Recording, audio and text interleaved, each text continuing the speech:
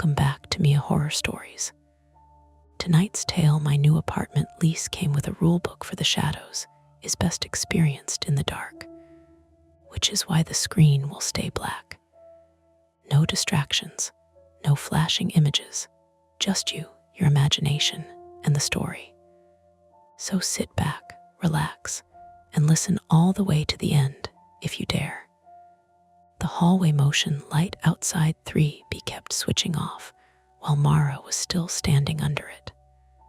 Not flickering, not dying, just clicking dark, as if it had decided, 3 separate times in under a minute, that nobody was there.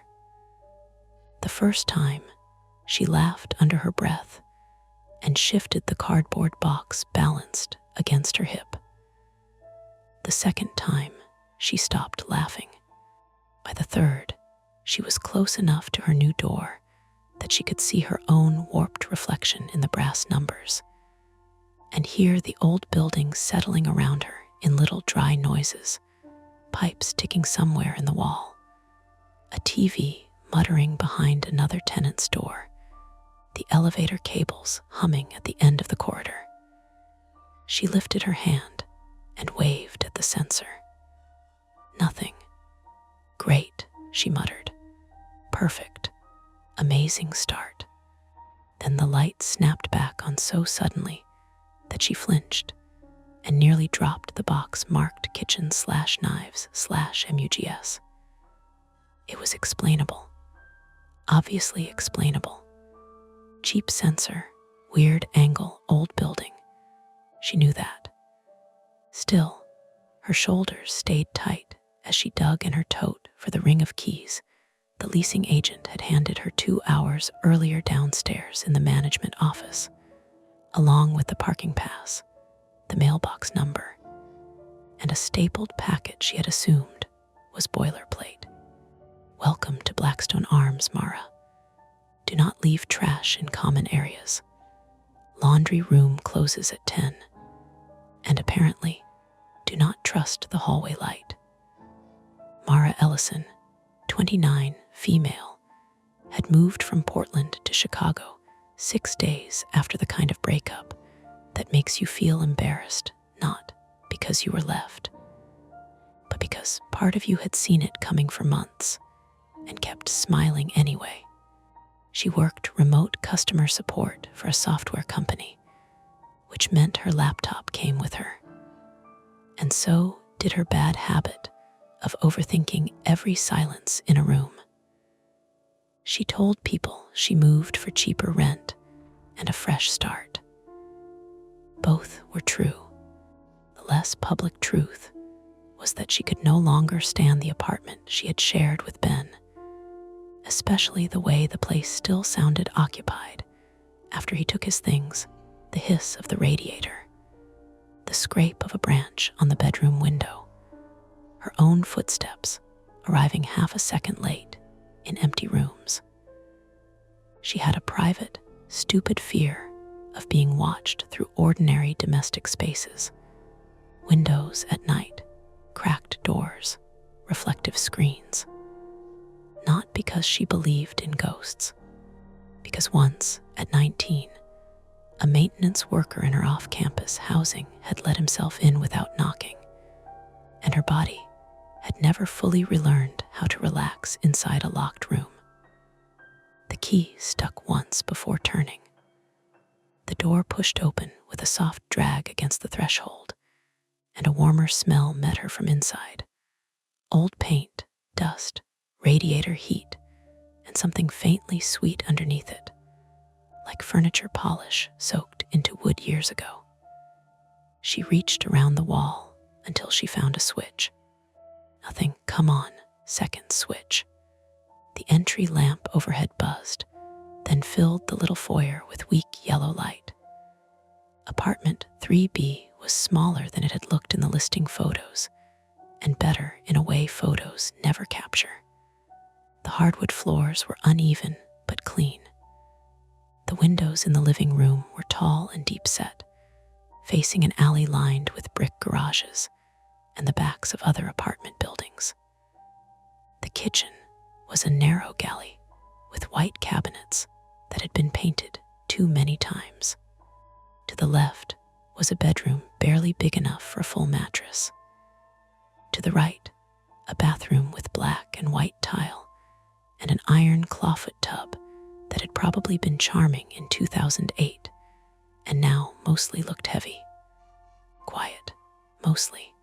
She could hear footsteps overhead, a dog barking twice somewhere below, water running through pipes, the ordinary stacked life noises of an old city building, each person boxed in beside and above the others, close enough to hear, but not close enough to know.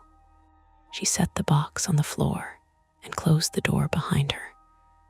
The bolt slid with a satisfying metal thunk. Better. Then she noticed the paper on the floor just inside the door. A folded sheet, clean white, placed too deliberately to be random mail. She stared at it for a second, still holding her keys. Maybe the property manager dropped it off. Maybe it had been taped up and fallen. Maybe Mara crouched and picked it up. At the top, in bold type, it said, 3B Tenant Guide. Please read fully underneath that someone had highlighted one sentence in pale yellow. Because of the building's age, light and shadow behave strangely here at night. This is normal. She let out one short laugh. Okay. The rest looked like a list.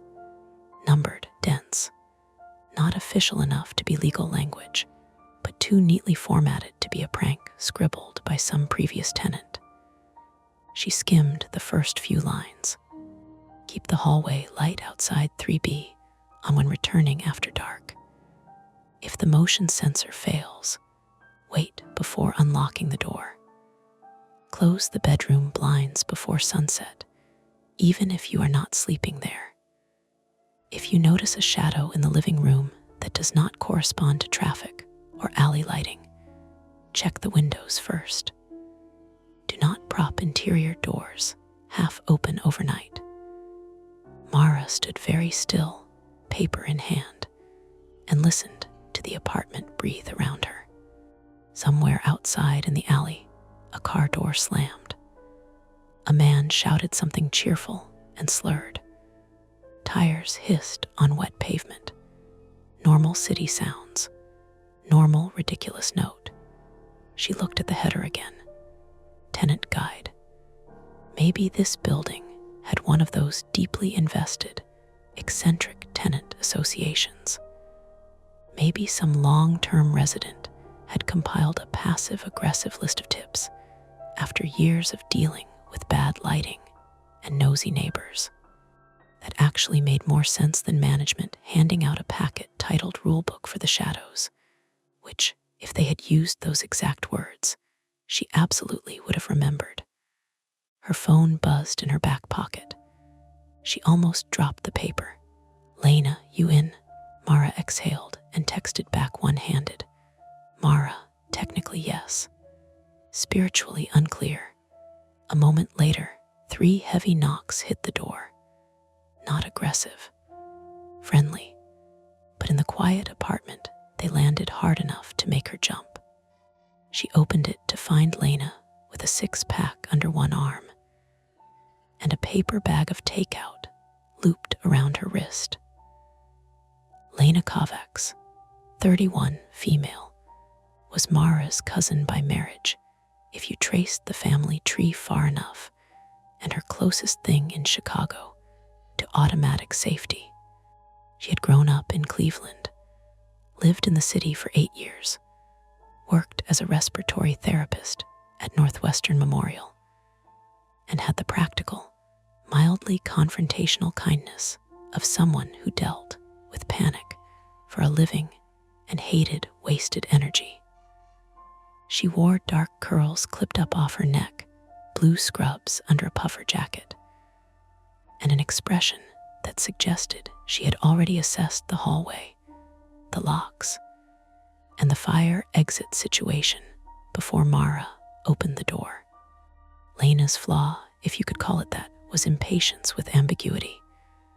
When something felt off, she wanted it named, fixed, or thrown away. "Well," Lena said, stepping inside. "This is cute, haunted but cute." Mara held up the paper. "Don't say haunted." Lena kicked the door shut with her heel. "I was kidding." "You were." "I was mostly kidding." She peered at the page. "What is that?" Mara handed it over. Lena read silently for about 10 seconds, then snorted. "This is either the weirdest welcome packet I've ever seen, or your building is trying to set the record for legal liability. Right. Do not stand with your back to the bathroom mirror during a power outage." Lena looked up. "That one's artful. I'll give them that." Mara had not gotten that far down the page. "What?" Lena held it out. "Read your literature, babe." Mara took it back. The highlighted sentence looked sillier now, with someone else standing in the room. But the numbered rules kept pulling at her eyes. Report any persistent exterior light failures to management. If a neighbor tells you there are people visible in your windows when you are not home, inform management immediately. Avoid using candles in the living room. The rear alley security light sometimes casts moving silhouettes across the ceiling. This does not indicate occupancy. Occupancy, Mara repeated. Who writes like that? Someone old. Lena wandered toward the living room window and peered through the blinds. Alley's narrow, see? Light bounces weird off brick. Somebody probably got scared and sued. That, too, was plausible. Mara followed with the takeout bag, while Lena did a quick tour of the apartment, calling out observations as she moved. Closet is tiny. Bathroom tiles are actually great. Oh, this window latch is trash. You need a dowel. Radiator's loud as hell. They ate cross-legged on the living room floor, with cartons of Pad CU and open beers, because the table hadn't been assembled yet. The apartment slowly collected the sounds of being occupied. Forks tapping cardboard, the sticky crackle of packing tape, as Mara opened one box after another. Lena's running commentary on which of Mara's possessions were worth hauling up 3 flights of stairs, and which should have been donated. For almost an hour, the place felt normal. That was the worst part later, Mara would think. How ordinary it got before it changed by 1 degree. She unpacked dish towels and mugs. Lena lined up spices in a cabinet, because you clearly won't. They joked about the clawfoot tub. They argued over where the couch should go when it arrived on Friday. The living room windows reflected them in patches on the glass, now that the alley had darkened.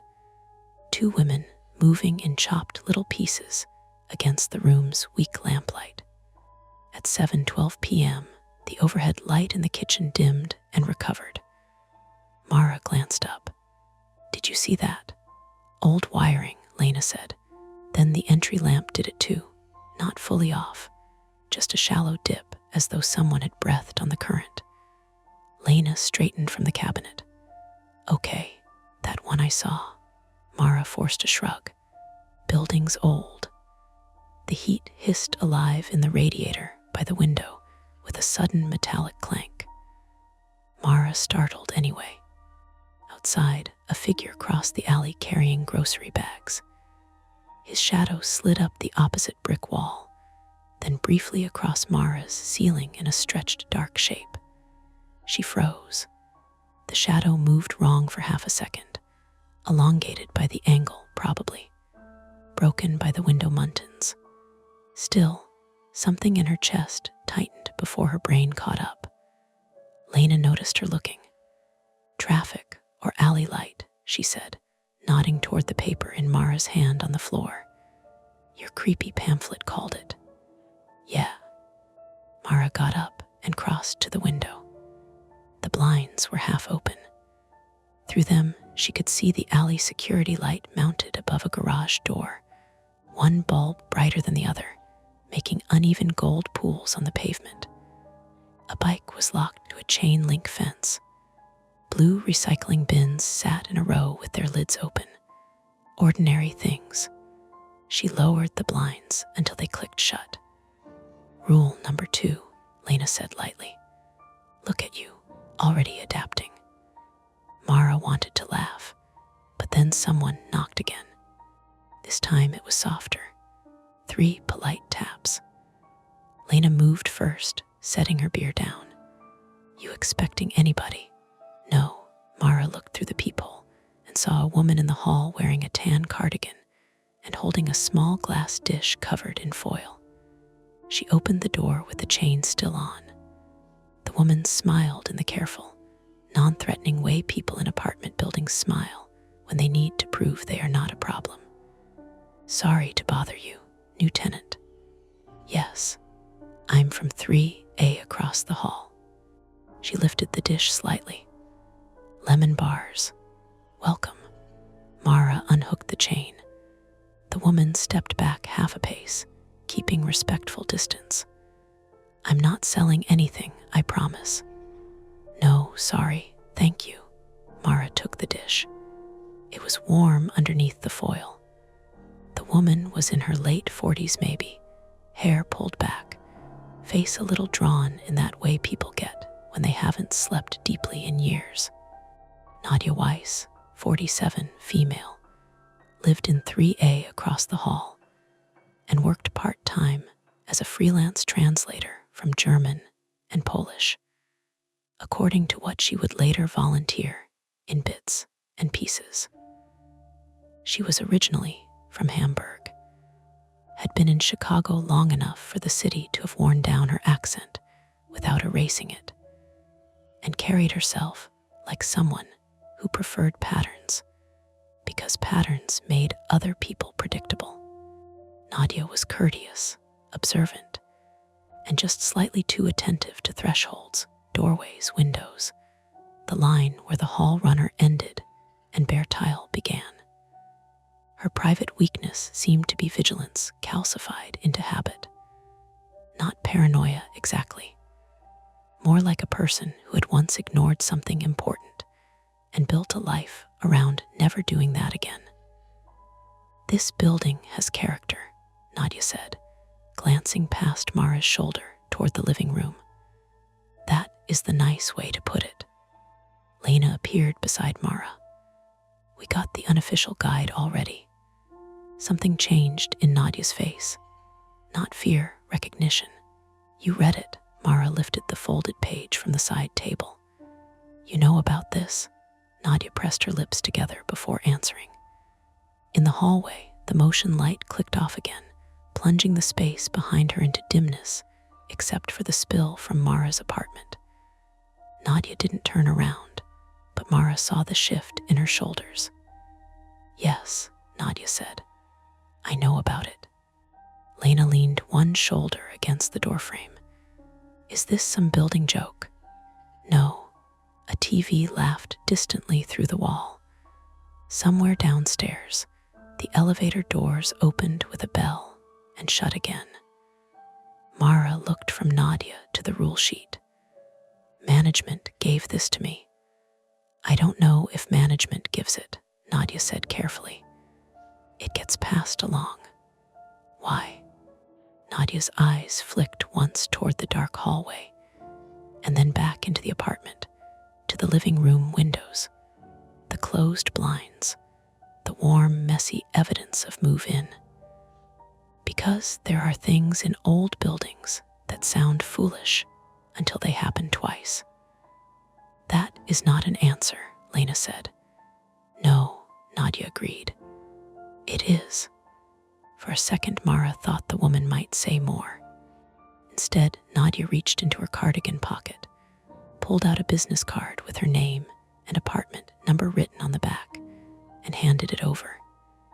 If your hallway light keeps failing, she said, or if someone from upstairs asks whether you've had problems with the windows, don't answer in the hall. Come talk to me tomorrow, during the day. Lena gave a short, incredulous laugh. You realize how that sounds. Yes, Mara swallowed. What problems with the windows? But Nadia was already stepping backward. Tomorrow, she repeated. Daylight is better for first conversations. Then she glanced once at the paper in Mara's hand. And tonight, she added, if you choose not to read the rest, that is understandable. If you do choose to read it, do not do it standing in front of the living room glass. She turned and walked toward 3A just as the hallway motion light snapped back on over her head. Mara stayed in the doorway long enough to watch Nadia unlock her apartment, slip inside, and close the door quickly behind her. Lena was the first to speak. Okay, she said. Now I officially hate this building. Mara shut the door, slid the bolt, and set the lemon bars on the counter without looking at them. The apartment felt different now, not because anything visible had changed, but because there was a shape around the evening that hadn't been there an hour earlier. A suggestion of rules, of neighbors who knew something they were refusing to explain plainly. Lena held out her hand. Give me the paper. Mara looked at the folded packet. She could put it in a drawer and laugh about it tomorrow. Or she could open it now and keep reading. Outside, from somewhere in the alley, came the scrape of metal, then a low voice she couldn't make out, then silence. Mara handed the paper to Lena, and before either of them unfolded it, both of them turned at exactly the same moment to look at the living room windows, with the blinds shut tight against the dark. Lena unfolded the paper slowly, as if something might jump off it. The kitchen light hummed overhead. Mara leaned against the counter with her arms folded, trying not to watch the living room windows, even though she was thinking about them constantly now. Okay, Lena said after a few seconds. There's more. Obviously. Oh, I mean, there's a lot more. She flattened the sheet against the counter. It wasn't just one page. It was several, stapled together in the corner, the bottom edges slightly worn as if different hands had folded and unfolded them over the years. Lena read aloud. Rule 11. If the hallway motion light outside 3B shuts off while someone is standing beneath it, wait 30 seconds before opening the door. Mara blinked. That already happened, Lena said. Yes, because it's a bad sensor. Probably. But Lena's voice had lost its earlier joking edge. She continued. Rule 12. Do not allow unknown persons to photograph or record your windows from the alley. That's just normal advice, Mara said quickly. Sure. Lena turned the page. Rule 13. If the building loses power after midnight, remain in one room with the door fully open until the lights return. Mara rubbed her arms. Okay, that one's weird. Yeah. A truck rolled past outside the alley entrance, its headlights briefly glowing through the edges of the blinds. The light moved across the ceiling in a slow band before fading again. Neither of them spoke for a moment. Then Lena tapped the bottom paragraph. There's a note. Mara leaned closer. In smaller handwriting, clearly added later, someone had written, if you notice someone asking questions about shadows or light angles, contact Nadia in 3A before answering them.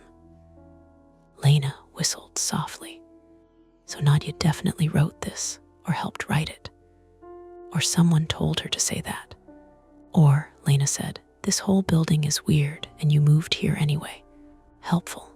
Lena folded the packet closed. I'm serious, though. None of this actually says anything. It's just vague warnings about shadows, about lighting, about people photographing windows, Mara added. They looked at each other. The apartment suddenly felt smaller. Lena picked up her beer again. Okay, reality check. Old buildings have weird light reflections. Alley security lights throw weird angles.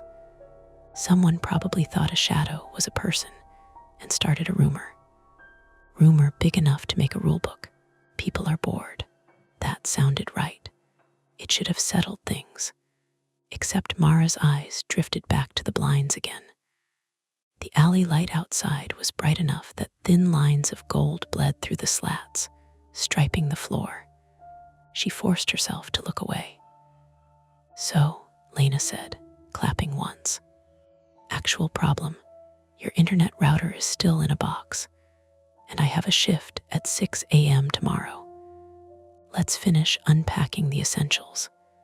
The normal task helped. For the next 20 minutes, they opened boxes and made small progress: plates in cabinets, towels in the bathroom, sheets on the mattress. The apartment slowly filled with the ordinary sounds of moving in again. Tape tearing, drawer sliding, footsteps. Then the power dipped, not off, just lower. The kitchen light dimmed enough that the room turned amber for half a second. Lena stopped mid-step. "You seeing this wiring situation?" she said. "Yeah," the light recovered. A second later, the living room lamp flickered twice, then steadied. Lena walked to the breaker box in the hall closet and opened it. Nothing tripped. Maybe someone downstairs turned on something heavy. Maybe. Mara turned toward the living room. The blinds were still closed, but something had changed. The slats had shifted slightly open, just enough that a narrow triangle of the alley was visible. Mara didn't remember touching it. She walked over slowly. The alley looked the same as before: garages, bins, brick, the tall security light humming faintly. But there was someone standing near the fence now. A man. He was facing the building, not looking up exactly, but looking at it. Mara leaned slightly closer to the glass. "What?" Lena called from the hallway. "There's someone outside. Alley guy." "Yeah, people live here. I know." The man shifted his weight. He was wearing a dark jacket and holding something long and rectangular. For a second, Mara thought it was a clipboard. Then he lifted it. A camera. Not a phone. A camera with a lens. He pointed it upward, right at the building. Mara stepped back from the window immediately. Her chest tightened in the same sharp way it had the night the maintenance worker opened her door years ago. "Lena." "Yeah." "He's photographing the windows." Lena appeared beside her in 2 steps. "Which guy?" Mara nudged the blind open a little wider. The man in the alley was still there, adjusting something on the camera. "Okay," Lena said quietly. "That's not normal, right?" "No, maybe he's a photographer. Maybe." The man raised the camera again. This time he pointed it slightly left, then slightly right, methodically, like he was documenting something. Lena frowned. "Is he taking pictures of your window?" "I don't know." The camera flashed once. Mara jumped. "Jesus." "Okay," Lena said, voice firm now. "That's weird." "Rule 12, Mara whispered. Lena glanced at her. "Don't say it like that." The camera flashed again. Mara felt heat crawling up the back of her neck. "I don't like this." "Neither do I. What do we do?" Lena thought for a second. Option 1, ignore it. Not happening. Option 2, go downstairs and ask him what he's doing. That seems worse. Option 3, call building management. At 8:30 at night. Good point. The man lowered the camera again. Then he did something that made Mara's stomach drop. He looked straight up, directly at their window, not searching, not guessing, looking. Mara pulled the blinds shut completely. Her hands were shaking. "Okay," Lena said slowly. That was targeted. Mara grabbed the rulebook off the counter and flipped through it with sudden urgency. Wait, here." She found the line again. "Do not allow unknown persons to photograph or record your windows from the alley." "That's literally happening," she said. Lena rubbed her face. I hate when weird instructions turn out to be relevant. Should we call Nadia? Maybe. They both hesitated. Neither of them liked the idea of going back into the hallway. The motion light flicked off again outside the door. Click, dark, then back on. Click. Lena noticed. Okay, that sensor is seriously broken. Mara checked her phone. No missed notifications. No alerts. Just normal signal bars. The alley outside fell quiet again. After a moment, Lena cracked the blinds open a centimeter. The man was gone. Maybe he left, she said. Mara didn't feel better. What if he comes back? Then we'll deal with it. How? Lena didn't answer immediately. Then she said, let's talk to Nadia. You said you didn't want to go in the hall. I don't, Lena said. But she literally told us to talk to her. The hallway lights snapped off again. Darkness under the doorframe. Then back on. Click, click. Mara exhaled. Okay. Let's do it quickly. Lena grabbed the rule packet and tucked it under her arm. They stepped into the hallway together. The corridor smelled faintly like floor cleaner and someone's microwave dinner. The motion light hummed overhead. Apartment 3A was directly across the hall. Mara knocked. No answer. She knocked again. Maybe she's in the shower, Lena said. A muffled sound came from inside. Then footsteps. The door opened halfway. Nadia looked startled.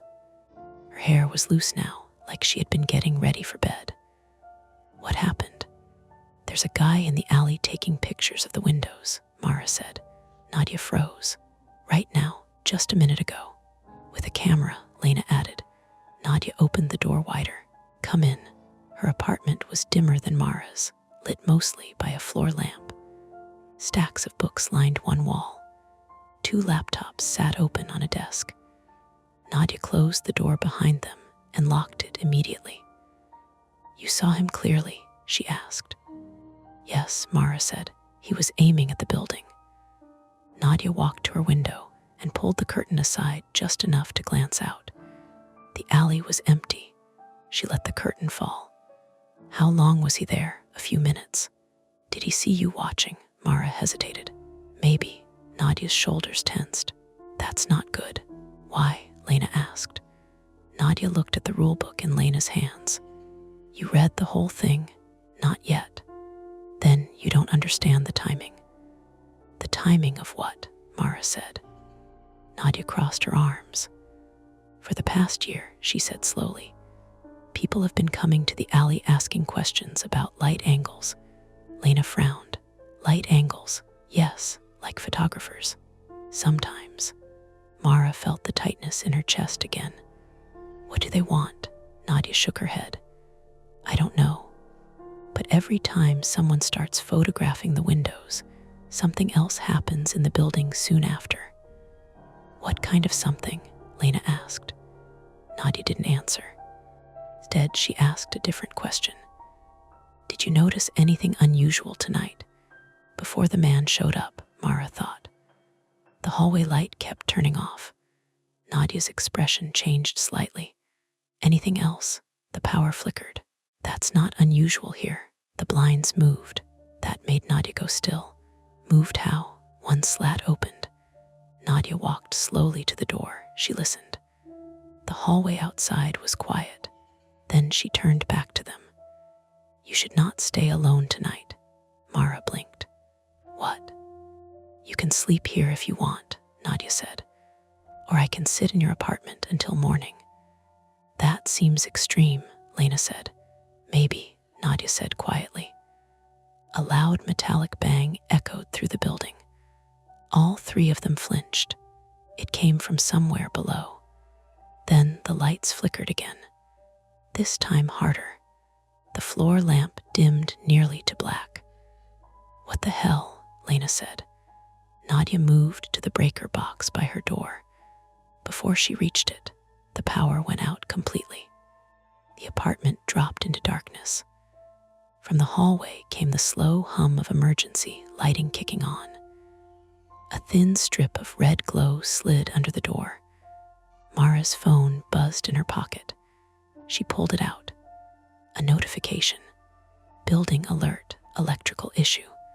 REPAIRS in progress. Estimated restoration, unknown.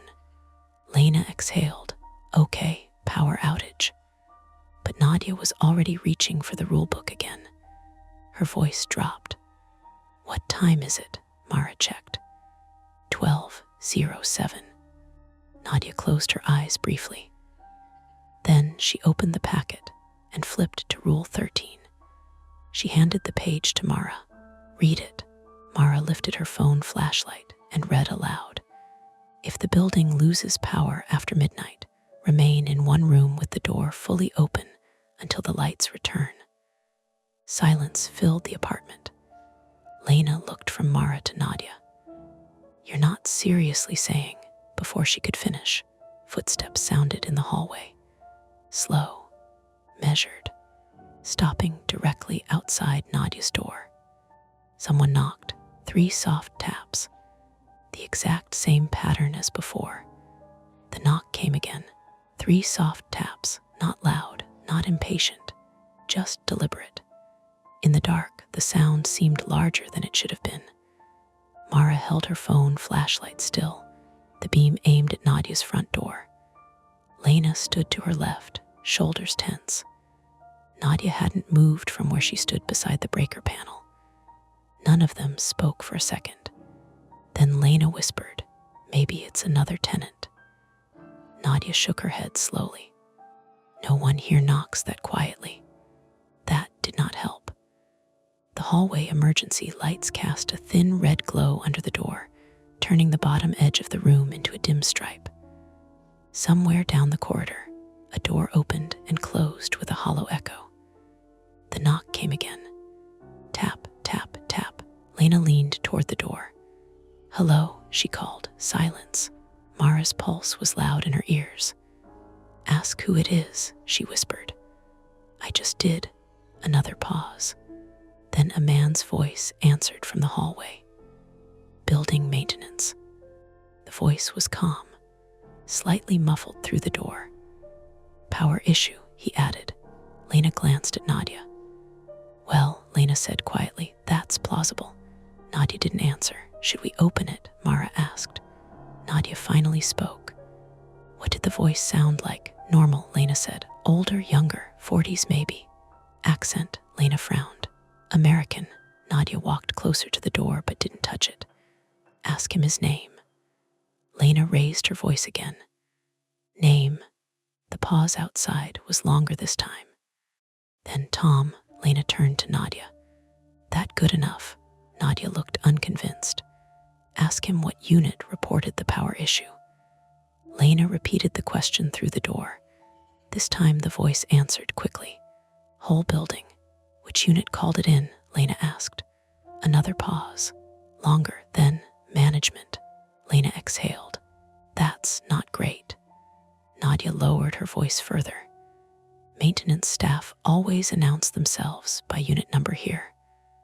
Mara felt her stomach tighten. Meaning whoever is outside that door doesn't know the building. The man knocked again. This time louder. Hello, need to check breakers. Lena mouthed something silently. We could just not answer. Mara nodded. Another knock. Then footsteps in the hallway. Slow. The man moved a few steps down the corridor. Then the elevator bell dinged faintly from the end of the hall. More footsteps. Then silence. No one spoke for nearly 30 seconds. Lena finally exhaled. Okay, she said. That was weird. Nadia nodded. Yes, Mara realized her hands were shaking again. So what now? She asked. Nadia walked to the window and lifted the curtain slightly. The alley outside was darker without the building lights. Only the tall security lamp near the garages still glowed. No one down there, she murmured. Lena checked her phone. No signal now. Great. Mara tried hers. 2 bars. Internet's out too. That makes sense, Lena said. Okay, Mara said slowly. What if the guy in the alley cut the power? That's a big leap, Lena said. But possible, Nadia said quietly. Lena turned. You think so? Nadia folded her arms. I think people who photograph windows are rarely doing it for art. Silence settled again. Mara looked down at the rulebook still in her hand. Rule 13 stared back at her. Remain in one room with the door fully open. She glanced at Nadia's apartment door. Closed. Locked. We didn't follow that rule, she said. Lena groaned softly. Please don't start believing this thing. I'm not believing it, Mara said quickly. But if someone's in the hallway pretending to be maintenance, then staying together is smart, Lena finished. Nadia moved to the door. She unlocked it, then pulled it open. The hallway stretched empty in both directions. Emergency lights glowed every 20 feet along the ceiling, casting dim red pools across the carpet runner. Apartment doors lined the walls. 3A3B3, see farther down. The elevator at the end. Stairwell door beside it. Everything quiet. See, Lena said, but Nadia stepped into the hallway. She walked slowly toward Mara's apartment. Wait, Mara said. What are you doing? I want to check something. They followed her across the hall. The door to 3B stood closed, exactly as Mara had left it earlier. Nadia gestured. Open it. Mara unlocked the door. The apartment smelled faintly like takeout and cardboard. Everything looked normal. Lena switched on Mara's phone flashlight and swept the beam across the living room. Couch boxes, kitchen counter, closed blinds. Nothing, Lena said, but Nadia stepped directly to the window. She lifted one blind slat, then two. She leaned closer to the glass. What? Mara asked. Nadia stepped back slowly. There's a ladder, Mara froze. A what? In the alley, Nadia said. Lena moved beside her and checked. Sure enough, a metal extension ladder leaned against the brick wall beneath Mara's window. It reached almost to the 3rd floor. Was that there earlier? Lena asked. No, Mara said. Her throat felt tight. Definitely not, Lena swore quietly. So alley photographer and now a ladder. Yeah, they all stared at it. Nadia spoke first. We need to move away from the windows. Good idea, Lena said immediately. They backed into the hallway again. Mara shut her apartment door. Her pulse felt like it was beating in her neck now. What if he's climbing it? She asked. Then we'd hear it, Lena said. A sound came from the stairwell, metal creaking. All 3 of them turned. The stairwell door sat about 20 feet down the hall. The handle moved slightly, then stopped. Mara's breath caught. Lena whispered, okay, that might be him. The handle moved again. Then the door opened. A figure stepped out. Mara almost screamed. But then the man raised both hands immediately. Whoa, whoa. He wore a building janitor uniform and carried a flashlight. Relax. He looked around at them. What's going on up here? Lena blinked. Your maintenance, the man nodded. Night custodian, name S. Greg. He pointed down the hall. Breaker blew in the basement. I'm checking units. Nadia stepped forward carefully. Did you knock on my door earlier? Greg frowned. No, you're sure. I just got here 15 minutes ago. Mara felt a wave of dizzy relief. So someone else did. Greg looked confused. What?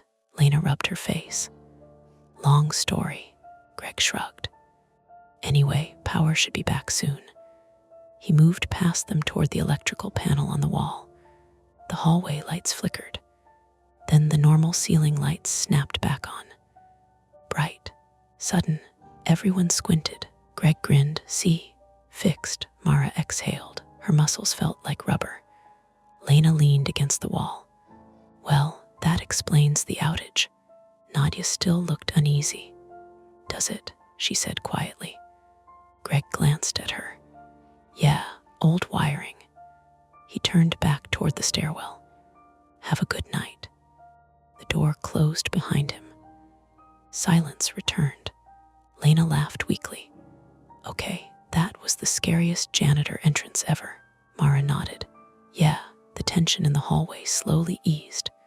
Then Lena said, Wait, what? Mara asked. Did anyone tell him about the ladder? They all froze again. Mara rushed back into her apartment.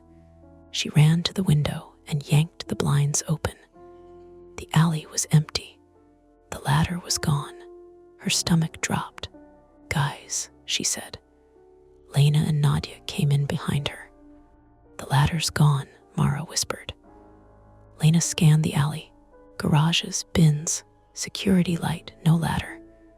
No way he took it down that fast, Lena said. Unless he heard us, Mara said.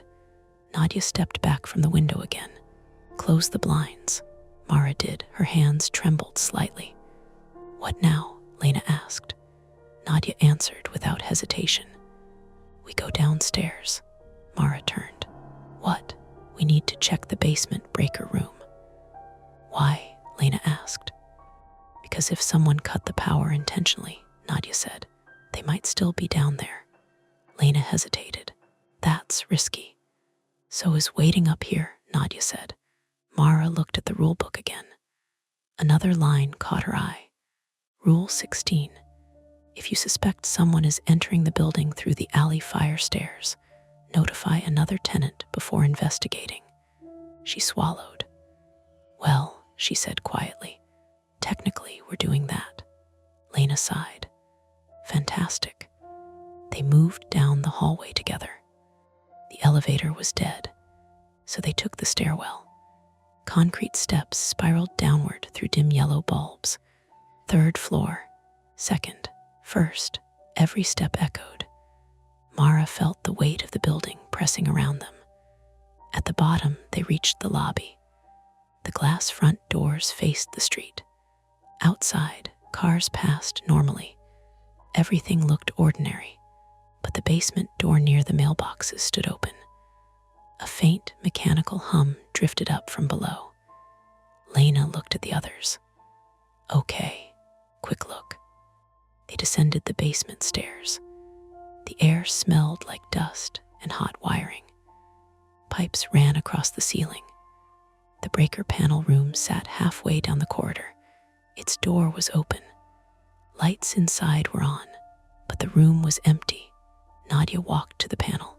All breakers are on, Lena frowned. So the outage wasn't a blown breaker. Mara stepped backward slowly. Then what caused it? Nadia turned. I don't know. A metallic slam echoed upstairs. All three of them jumped. Then another sound. The lobby door closing. Footsteps above them. Running. Mara's stomach dropped. That's upstairs. Lena's eyes widened. Our apartments. They rushed toward the stairs. But halfway up, Mara stopped. Someone had pulled the basement door shut. The handle wouldn't turn.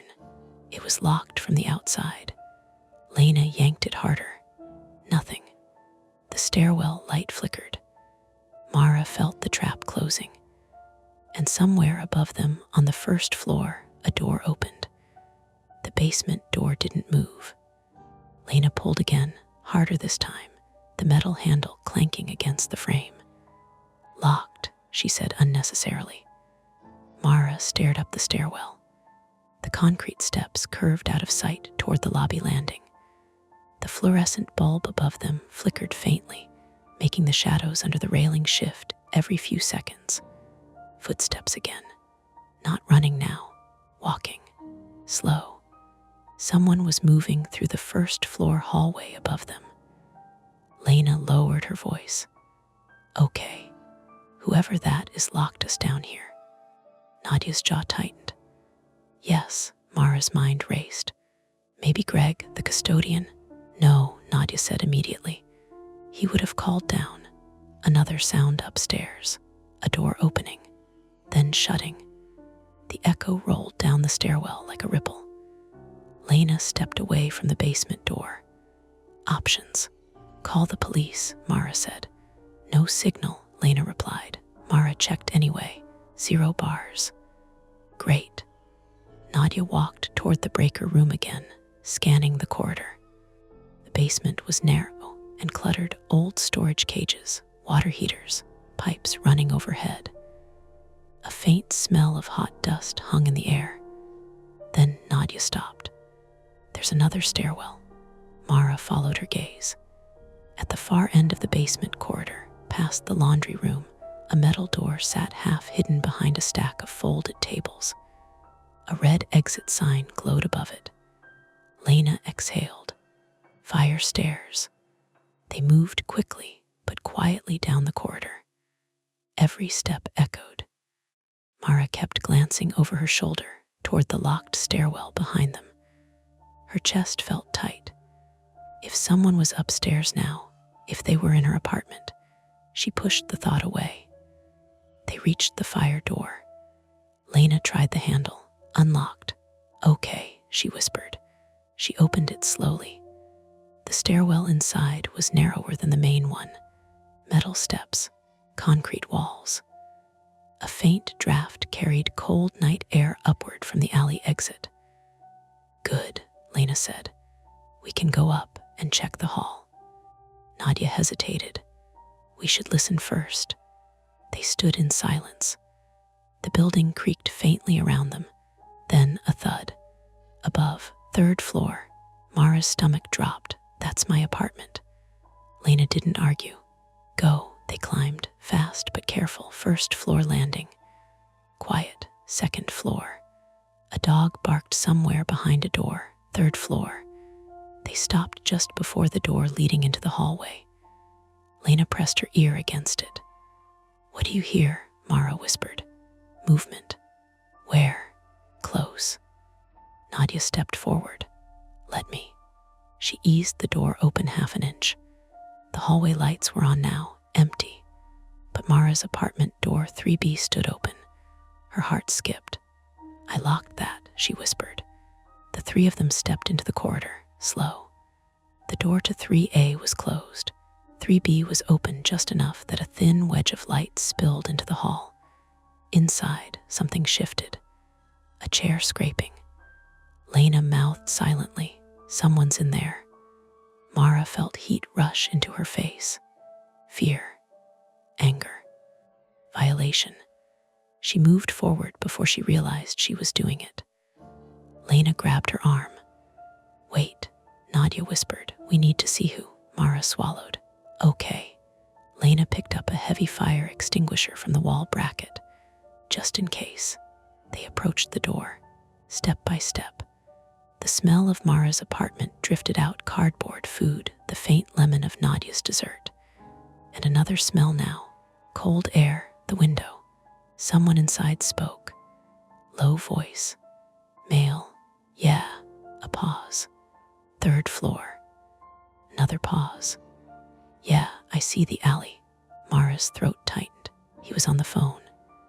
Lena raised the extinguisher, 3 fingers, 2, 1. They pushed the door open. The man spun around. It was the same one from the alley, dark jacket. Camera bag over one shoulder. He froze. They froze. Then Lena stepped forward and swung the extinguisher into his arm.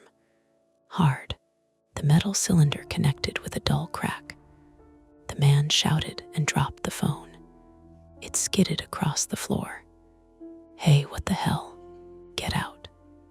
Lena snapped. He lunged toward the door. Mara grabbed the rulebook off the table and instinctively threw it at his face. It hit his shoulder, not effective, but enough to slow him. Nadia kicked the door shut behind them. No, the man's eyes darted around. 3 women blocking the exit. Camera bag, no weapon visible. But he was bigger than all of them. He shoved Lena aside and ran for the living room window. Mara realized his plan instantly. The ladder. He yanked the blinds open. The alley ladder was back, right where it had been. He swung one leg over the windowsill. Lena grabbed his jacket. He twisted hard. The fabric tore. He shoved her back. She hit the coffee table edge with a sharp grunt. Mara lunged forward and grabbed the camera strap. The man swung his elbow backward. It caught her in the ribs.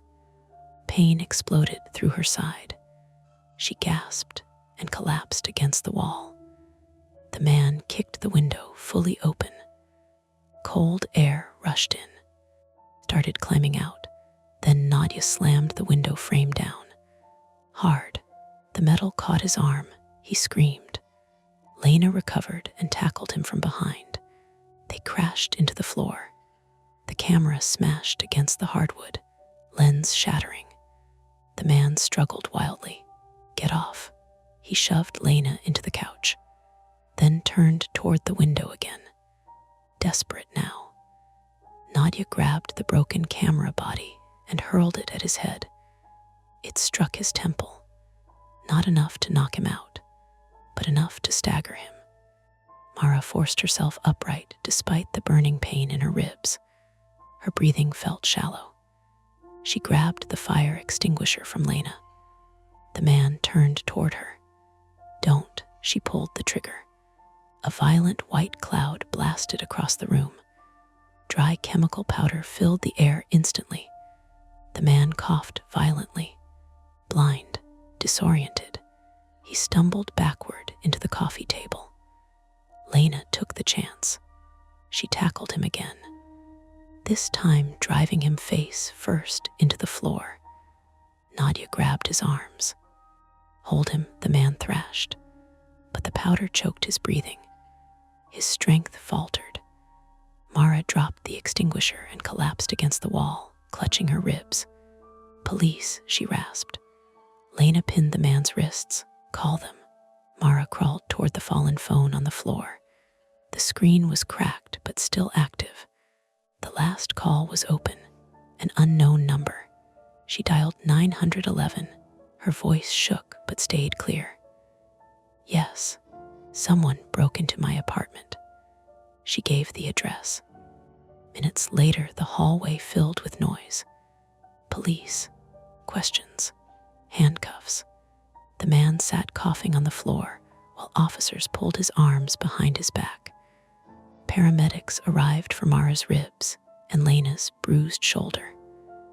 Nadia stood near the doorway, watching everything with tight eyes. One officer picked up the shattered camera. What was he photographing? Mara didn't answer. She looked toward the window. The alley ladder still leaned against the brick, and across the alley, on another building's rooftop, she noticed something that made her stomach turn. Another camera, mounted on a tripod, pointed directly at the windows of Blackstone Arms, recording quietly for who knew how long. The apartment smelled like chalk dust and lemon. The chalk dust was the fire extinguisher residue, fine white powder that had settled into the seams of the hardwood, into the couch cushions, into Mara's hair. The lemon came from Nadia's forgotten dessert tray on the counter, still covered with foil, untouched through everything that followed. It was almost 3 in the morning when the last police officer stepped out of 3B. The hallway had gone quiet again. Most of the other tenants had returned behind their doors once the flashing lights disappeared from the street outside. The building seemed to settle back into its normal nighttime rhythm. Radiators clicking, someone's television murmuring through the wall, the elevator cables humming faintly in the shaft. Mara sat on the floor against the kitchen cabinets, a thick elastic bandage wrapped around her ribs under her t-shirt. Every breath reminded her it was there. Bruised, maybe cracked, the paramedic had said. You'll know tomorrow. Across the room, Lena sat on the arm of the couch while a second paramedic finished taping her shoulder. You'll be stiff, he told her. Ice it tonight. Lena nodded like someone who had heard that sentence 1,000 times in hospital break rooms. Nadia stood near the window, not touching anything. She held a mug of tea someone had made for her and forgotten. The steam had stopped rising a long time ago. The police had taken the intruder away in handcuffs nearly an hour earlier. His name was Eric Haverson, 38, freelance videographer, according to the officer reading from his ID. The camera gear in his bag was legitimate enough. The rooftop tripod across the alley was legitimate too, just not legally placed there. Breaking and entering, the officer had said. Attempted burglary maybe. Possibly voyeurism, depending on what's on the memory cards. All words that sounded neat and contained, as if they described something small. Mara knew better. The officer had asked her the obvious question. Did he take anything? No. Did he threaten you? No. Why was he here? That one she couldn't answer. Eventually, the paramedics packed up their bags. One of the officers gave Mara a case number written on the back of a card. If he has accomplices, we'll look into it. If he was working alone, he's just a creep with a ladder. The officer glanced around the apartment once more before leaving. Either way, he added, you ladies handled it. He was gone. Silence returned. Real silence this time. For a while, none of them spoke. The kitchen clock ticked quietly above the stove. Finally, Lena broke it. Well, she said softly, that was a hell of a housewarming. Mara managed a weak laugh that hurt her ribs immediately. Yeah, she rubbed her side. I'm never making fun of building rulebooks again. Nadia set her mug down. I told you the rules existed for a reason. Mara looked toward the living room window. The blinds were closed again, but she could still picture the ladder there. The man's arm trapped in the window frame. The sudden explosion of white powder filling the room. Her stomach twisted. You think he was watching the building before tonight? She asked. Nadia nodded. I think someone was. Lena leaned forward slightly. Why though? Just spying on people. Nadia hesitated. Maybe. Mara shook her head slowly. That camera across the alley didn't look temporary. No, Lena said. It didn't. The police had gone over to the rooftop after the arrest. They'd brought the tripod camera back as evidence. Mara had only caught a glimpse of the screen when the officer turned it off. The display had shown rows of video files.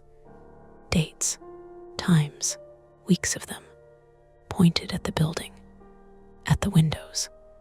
Someone had been recording the apartments of Blackstone Arms for a long time. Maybe it's some creepy internet thing, Lena said quietly.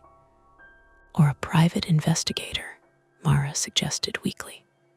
Nadia didn't look convinced. Maybe, she said, but the words sounded thin. Mara pushed herself carefully to her feet. Her ribs protested. She shuffled toward the living room and looked around. The place barely resembled the cozy apartment she'd unpacked earlier that evening. White powder coated the floor. The coffee table was cracked. The broken camera lens glittered under the lamp. And the window still hung slightly crooked where Nadia had slammed it down. Great first night, Mara muttered. Lena stood and stretched cautiously. You're not staying here alone tonight. That's not really a question, Nadia added. Mara didn't argue. They moved across the hall to Nadia's apartment. The three of them sat at her small kitchen table while the first pale hint of dawn crept into the sky outside. No one slept. They talked in fragments about police reports, about the building's security cameras that apparently hadn't been working in months, about the ladder. Did he carry it away? Mara asked. No, Nadia said. Police took it. Good. Lena rubbed her shoulder again. I keep thinking about that fake maintenance knock. Yeah, Mara said. That part really bothers me. Nadia nodded. Because it means he expected someone to open the door. Exactly. Maybe he planned to get inside quietly, Lena said, before the power came back. Mara shivered slightly. If we had opened the door, no one finished the sentence. The sun rose slowly over Chicago. Traffic sounds began filtering up from the street. The ordinary city returned, morning. At 9 o'clock, a police detective came back to ask a few more questions. They walked through the apartment again, taking photos of the damage. He flipped through the tenant rulebook carefully. "Who wrote this?" he asked. Mara looked at Nadia. Nadia shrugged faintly. "It was here when I moved in."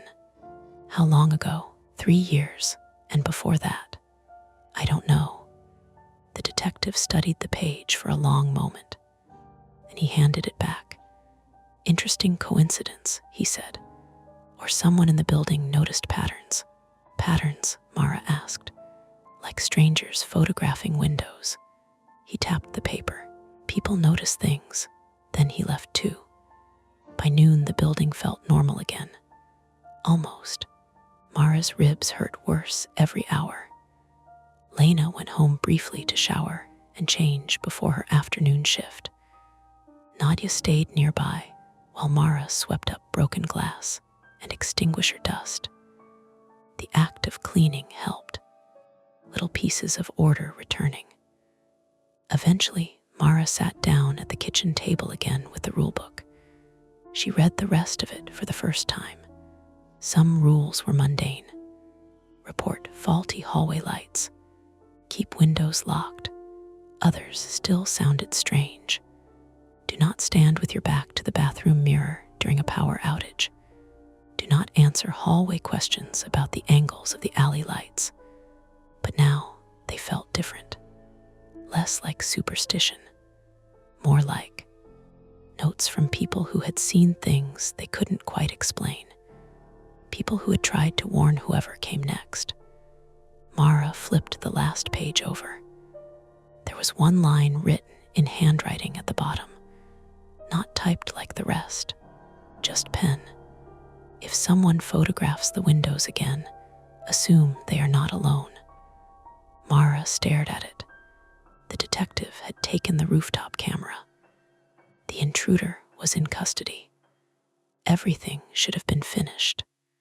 Still, she walked slowly to the living room window and lifted one blind slat. The alley looked ordinary in daylight. Garages, trash bins, brick walls.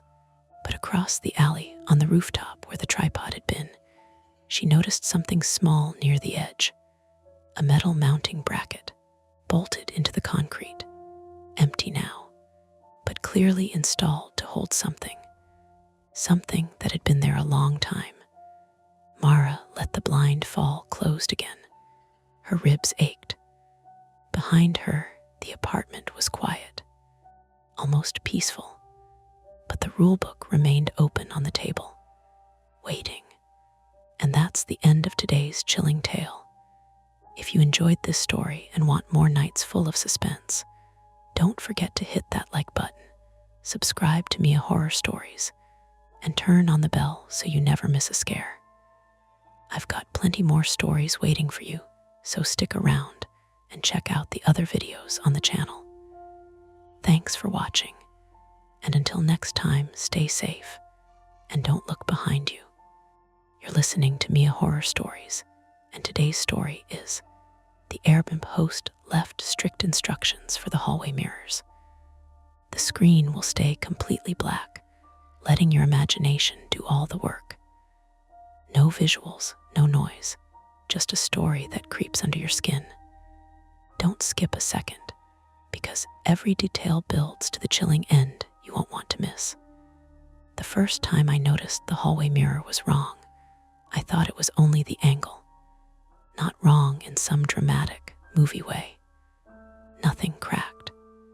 Nothing moved on its own.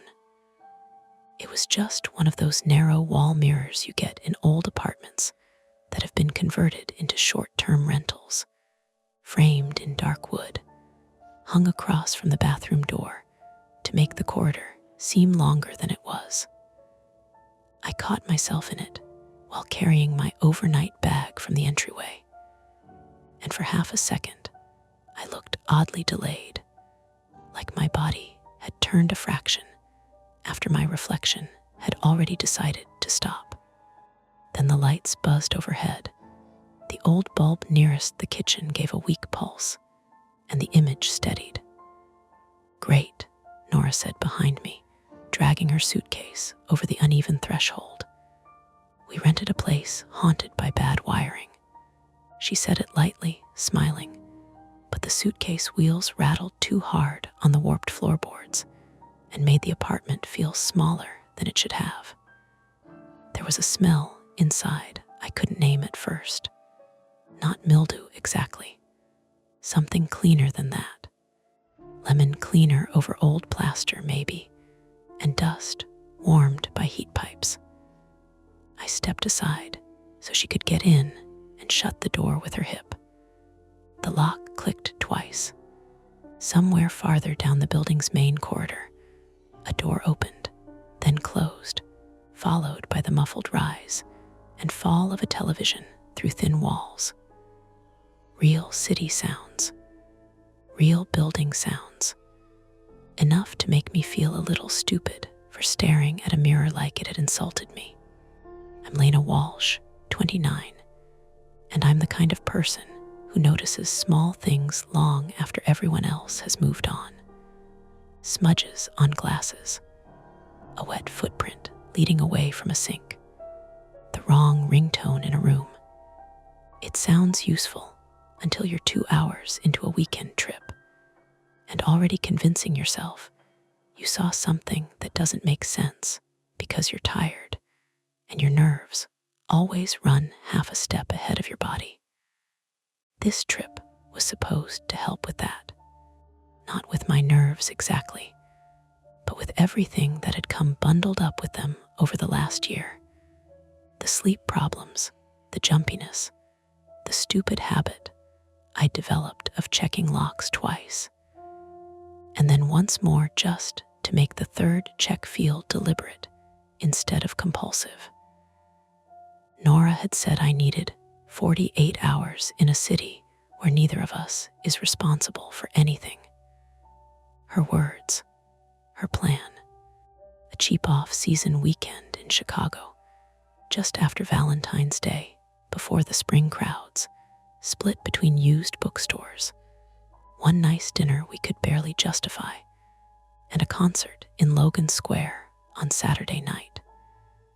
I had agreed because Nora is one of the only people I know who can make an itinerary sound like mercy. She kicked off her boots and looked around with her hands on her hips. Okay, better than the pictures, which never happens. That part was true. The place was on the 3rd floor of a narrow brick building in Lakeview, on a quieter street west of Broadway. High ceilings, old radiators, big front windows facing bare winter tree branches. The kitchen had open shelves lined with mismatched mugs.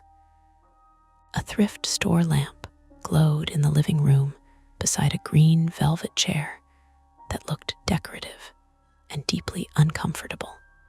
The hallway ran straight from the entry toward the bedrooms, with the bathroom in the middle and 3 mirrors placed along the walls in a way that immediately felt too intentional to be accidental. One by the bathroom, one across from the 2nd bedroom, one at the end of the hall, taller than the others, reflecting the doorframe and a slice of the kitchen behind us. Nora noticed them too. That's a lot of mirrors for a hallway. She was 31, tall, sharp-faced, and annoyingly composed in the way some people are even while hauling luggage up 3 flights of stairs. She worked in marketing for a theater company in Minneapolis and had the kind of voice that made strangers tell her things at bars. She also had a habit of pushing a joke 1 beat past where it should end, especially when she sensed I was on edge. Maybe the host's really into self-reflection, she said. I snorted despite myself. There were only 2 of us on the trip, but the rental had space for 4. 1 bedroom up front with the street-facing windows, another smaller one in the back. I'd assumed the hallway mirrors were part of the host's attempt to make the apartment look larger online, but standing in that corridor, under the yellowish light, with every angle catching a sliver of movement from somewhere else, I had the strong, irrational feeling that they had been placed for a reason. Ro was already at the kitchen counter, digging her phone out of her coat pocket. I'm checking the guidebook. We need the Wi-Fi and the code for the building door, or I'll lock us out in under 6 hours. I set my bag down by the couch and peeled off my gloves. My fingers were stiff from the cold. Outside, wind scraped at the windows with a dry, papery sound, and the radiator near the living room hissed like someone whispering through their teeth. Nora frowned at her screen. What? There's a message from the host. She lifted the phone. A long one. Bad long or normal long. Arab host long. So both. She started reading aloud in the exaggerated, polite voice she used for customer service emails. Welcome to your stay. Please be mindful that this is an older building and some house quirks require attention. She glanced up. Already love that phrase. I wandered closer. The counter smelled faintly of citrus spray. A ceramic bowl held packets of instant oatmeal and 2 clementines going soft at the bottom. Nora kept reading. Please remove shoes at the entrance. Keep windows latched after 10 p.m. and do not adjust radiator valves manually. Fine, communist, fine, she scrolled. Then her expression changed. What? I said again. She angled the phone toward me. The rest of the message was formatted in short bullet points. Most of it was ordinary trash instructions, where to find extra towels, how to work the finicky shower tap. Then, farther down, under a heading labeled hallway, the tone shifted just enough to catch. Please do not move, cover, or turn any of the hallway mirrors. If using the bathroom at night, keep the door fully closed before turning on the hall light. If you notice a mirror facing an open doorway, correct the door, not the mirror. Please do not leave bedroom doors ajar after midnight. For everyone's comfort, avoid looking into the end hall mirror from the far bedroom threshold in low light. Nora read the last line twice, then barked out a laugh. Okay, that is either performance art or a lawsuit waiting to happen. I took the phone from her and read it myself, slower this time. For everyone's comfort, not safety, not maintenance.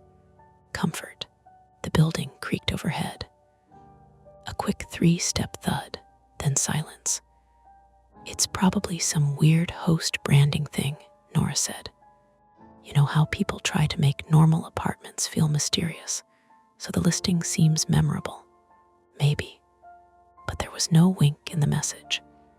No little smiley face or joke about ghosts. Just the clipped seriousness of someone who expected to be obeyed. Nora leaned against the counter. You are doing the face. What face? The one where you're writing a police report in your head about a thing that hasn't happened. I handed her the phone back. It's strange. It is strange, she agreed. But strange isn't dangerous. That was the kind of thing she would say because, for Nora, most problems became smaller once named. For me, naming a thing sometimes only sharpened its edges. I walked down the hallway again, slower now. The floorboards dipped near the bathroom. The first mirror held my reflection in a thin, stretched slice. Light from the kitchen reached halfway down the corridor and then gave up, leaving the last mirror dimmer than it should have been, even though the overhead fixture was on. At the end of the hall, I could see the back bedroom door standing half open, showing a neat bedspread and a brass lamp on the nightstand. I stopped outside the bathroom and listened. Pipes, heat, a car horn from the street 3 floors below, someone laughing outside, then the faint grind of a bus pulling away. Nothing else. Still, I reached out and touched the frame of the nearest mirror. Solid, cool wood. The glass had tiny black flecks along one corner where the backing had started to age. From the kitchen, Nora called. "Are you inspecting for ghosts or mold?" "Neither." "Good. Ghosts would be an extra cleaning fee." I smiled, but only with my mouth. My private flaw, if I'm being honest, is that I hate feeling foolish more than I hate feeling afraid. I will endure a lot quietly rather than say something out loud and risk hearing my own fear sound ridiculous in open air. It's why I stayed too long in an apartment with a downstairs neighbor who kept accidentally trying my doorknob late at night. Why I told myself the footsteps outside my old place were probably normal until I saw the same man across the street 3 evenings in a row. By the time I called the building manager, I had already spent 2 weeks sleeping with a chair under the knob. Nothing terrible happened then. That almost made it worse. It trained me to doubt myself. So I said nothing now, just turned on my heel and went back toward the kitchen. Nora had claimed the front bedroom by informal law of whoever unpacked first. She was stacking skincare bottles on the dresser beneath a gilt-framed painting of a sailboat that looked like it had been bought from a dentist's office liquidation sale. "I'm taking the big room only because you snore less than I do," she said. "I don't snore. You breathe with attitude." She tossed me the folded printout sitting by the coffee maker.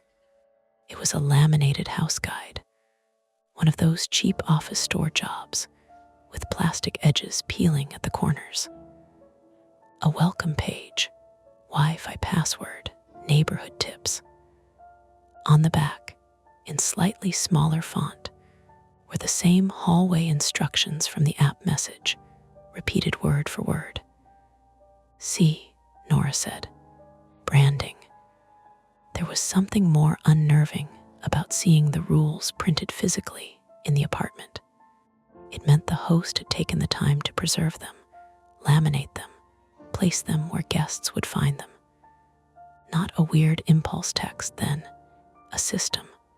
"Host name is Daniel Mercer," Nora said, checking the listing. "Superhost, 9 years, 4.98 rating. People love him.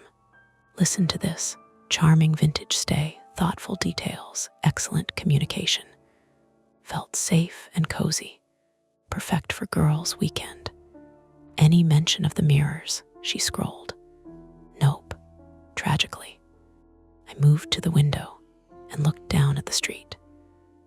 Dusk was settling into that Chicago winter blue-gray where the snow on curb edges turns the color of old receipts. A couple walked past in knit hats, shoulders tucked against the wind. Across the street, a restaurant was lighting candles in the front window. Normal city, normal weekend, normal people. The kind of scene that makes you want your own nerves to shut up. We unpacked. We argued briefly and seriously about dinner. We settled on pizza because the cold had drained our ambition. Nora took a shower first while I set my toiletries in the bathroom and tried not to look too directly at the mirror across from the door. The bathroom fan was loud and rattly, and whenever it was on, the hallway light outside seemed to hum in answer. At one point, Nora called through the closed bathroom door. "The hot water is dramatic but functional. Good to know. You sound like a landlord." I was setting out my charger in the back bedroom when I noticed the door had drifted wider open on its own. Not by much, just enough for the angle to change. From where I stood beside the bed, the tall mirror at the end of the hallway now caught a piece of the room behind me, the corner of the mattress, the strap of my bag on the floor, my hand resting at my side. I felt that same tiny offbeat hitch in my chest I'd had when we first walked in. Then I saw why. The floor sloped. The old door hadn't swung open mysteriously. It had simply lost against gravity and crept another 2 inches on lazy hinges. I crossed the room, pulled it shut, then opened it again deliberately to test. It drifted back open every time unless I latched it fully. That was explainable. All of it was explainable. Still, when Nora emerged in leggings and an oversized sweater, hair damp at the ends, I said, "The bedroom door doesn't stay put. Old building." "I know." She followed my gaze to the hallway. "Ah, so that's probably why the host wants doors closed." "Then why not just say that?" Nora shrugged. "Because some people enjoy sounding like a Victorian governess." She ordered pizza while I showered. In the bathroom, I found myself reading the tile grout lines just to avoid looking toward the hall when I opened the door. Steam made the mirror over the sink cloud from the edges inward. When I finished and clicked off the bathroom light, I stood with my hand on the knob for a second, listening to the apartment beyond it. I could hear Nora on the phone with her sister, laughing about something. I could hear traffic from outside, muted by brick and glass. The radiator ticked. Pipes knocked once, low in the wall. Then, very faintly, a second knock, not in the wall, at the apartment door. I opened the bathroom and stepped into the hallway. Nora looked up from the couch. "You heard that too." Another knock, polite, 2 quick taps. We both stared toward the entry. It was only 6:30, too early for the pizza. The building intercom by the door was dark. Whoever stood outside had come up directly. Nora muted her phone call and stood. "Maybe another guest. This isn't a hotel." The knock came again, a little firmer this time. Through the peephole, there was only a warped slice of the common hallway and a shoulder in a dark coat. Nora mouthed, "Don't open it." I nodded, and a man's voice came through the door, muffled but clear enough to catch. "Hi, sorry, I'm from downstairs." A pause. "You may want to check the hallway mirror. It's not supposed to be like that." The apartment seemed to contract around those words. Nora's eyes flicked to mine, suddenly sharper. All the joking sanded off her face.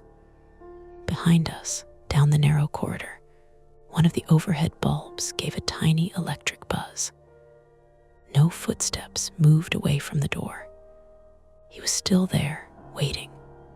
And without meaning to, without any plan at all, I turned to look down the hall.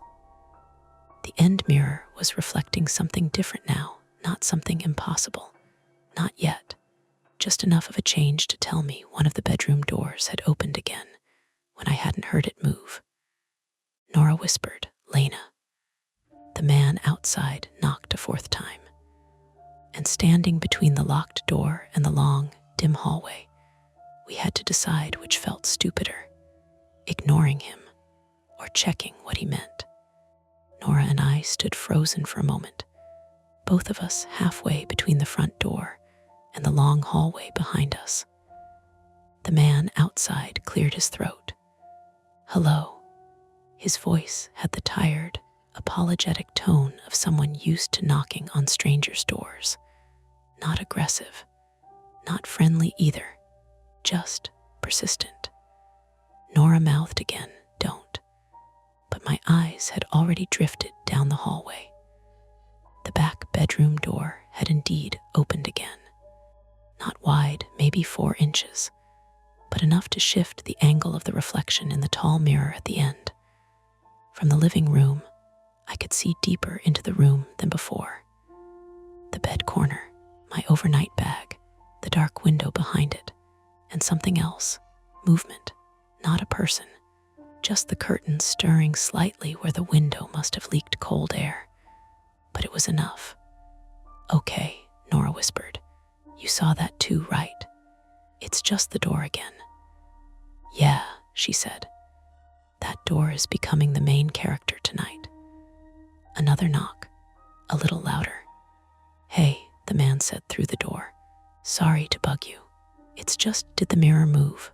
Nora's eyebrows lifted. "He thinks we moved it, maybe. Or he's checking if we're home," she muttered. That thought hung in the air for half a second. The lock between us and the hallway felt suddenly smaller. Nora stepped quietly toward the door and leaned near the peephole without touching it yet. "Should I ask who he is?" she whispered. "You can ask without opening." She nodded. "Just a second," she called through the door. The man immediately answered, relieved. "Yeah, thanks." Nora kept the chain on, flipped the deadbolt halfway so the door stayed sealed, and leaned close. "Who are you?" "Tom," the man said. "Second floor, directly under this unit." "What's the issue?" A pause, then the mirror. Nora and I exchanged a look. "That's not a sentence," Nora said. "I know," Tom said through the door. "Look, I don't want to sound weird, but the mirror at the end of your hallway is reflecting into the stairwell right now." That made no sense. Our hallway ended in a bedroom door, not a stairwell. Nora glanced back at me again. "Reflecting how?" she asked. Another pause. "Through the transom window above your apartment door," Tom said. "It's bouncing light down the stairwell." I blinked. There was a small, frosted glass transom above the apartment door. One of those old architectural leftovers buildings keep when they convert places into rentals. I hadn't paid attention to it before. Nora slowly turned her head toward the hallway. "So the mirror is angled toward the front door now," she whispered. "Apparently," I said, "but we didn't move it." "No, outside," Tom spoke again. "It's been flashing down the stairwell for like 10 minutes. Thought maybe someone was moving furniture." "What kind of flashing?" Nora asked. "Like catching light. From your kitchen, maybe." I looked toward the end mirror again. It was angled slightly toward the kitchen behind us. The bulb above the hallway flickered faintly. And sure enough, when the light buzzed, the mirror caught it and sent a quick pale streak across the apartment door. A thin blade of reflection. Nora saw it too. "Okay," she said carefully. "We'll check it." "Thanks," Tom replied. "Appreciate it." He didn't leave. His shadow still sat behind the peephole. Nora noticed. "You can go," she said. "Yeah, Tom hesitated. "Just make sure the mirror doesn't face the stairwell." "Why?" Another pause. "Building rules," he said. Then finally, footsteps retreated down the hall outside. Nora waited until the steps faded before unlocking the deadbolt. But she didn't open the door. Instead, she turned to me. That was strange, very, and weirdly specific. Also, that man knows our mirror placement. "Which means he's been inside here," Nora said. Neither of us liked that idea. Airbnb listings meant a lot of strangers passed through apartments. Maintenance workers, cleaning crews, previous guests. Still, knowing someone downstairs could picture the layout of our hallway made the space feel less private. Nora walked down the corridor toward the mirrors. The overhead bulb flickered again as she passed beneath it. "Okay," she said. "Let's diagnose the haunted interior design." The first mirror looked fine. The second mirror across from the smaller bedroom was straight too. But the tall mirror at the end had indeed shifted slightly on its hook. Only an inch, maybe less. just enough that the reflection now caught the bright kitchen light behind us instead of the darker wall. "Did you bump it earlier?" Nora asked. "No, cleaning crew maybe. She crouched slightly and nudged the frame. It rocked easily. "Loose nail," she said, then she froze. "What? Don't freak out. Great start." "The nail isn't loose," she pointed. The mirror was hung on a hook screwed into the wall. Solid. But the bottom edge of the mirror wasn't touching the wall anymore. It was propped outward by something wedged behind it. Nora carefully lifted the mirror off the hook. A folded piece of cardboard dropped to the floor. We both stared. It was a torn flap from a moving box, used like a shim to angle the mirror outward deliberately. Nora looked up slowly. "Okay," she said, "that's not accidental. Someone positioned it." "Yeah." She flipped the cardboard over. Nothing written on it, just creases. Glanced back toward the apartment door. "Maybe the cleaning crew," I said, though it sounded weak. "To aim the mirror at the stairwell. Maybe for light. Through a transom window 3 feet above the door," Nora said. "Fair." She slid the cardboard into her pocket. "Let's just put it flat." She rehung the mirror properly, so it rested flush against the wall. The reflection changed immediately. Now it showed the hallway and bathroom door instead of the kitchen light. No more flashing. "Problem solved," Nora said. "Probably," but the word "probably" hung uncomfortably between us. We went back to the living room. Nora grabbed the laminated house guide again. "Let's revisit the creepy rulebook." She flipped to the hallway section. "Please do not move, cover, or turn any of the hallway mirrors. If you notice a mirror facing an open doorway," Nora read slowly, "correct the door, not the mirror." We both looked down the hallway again. The back bedroom door was now closed, but we hadn't closed it. Nora frowned. "You shut that earlier, right?"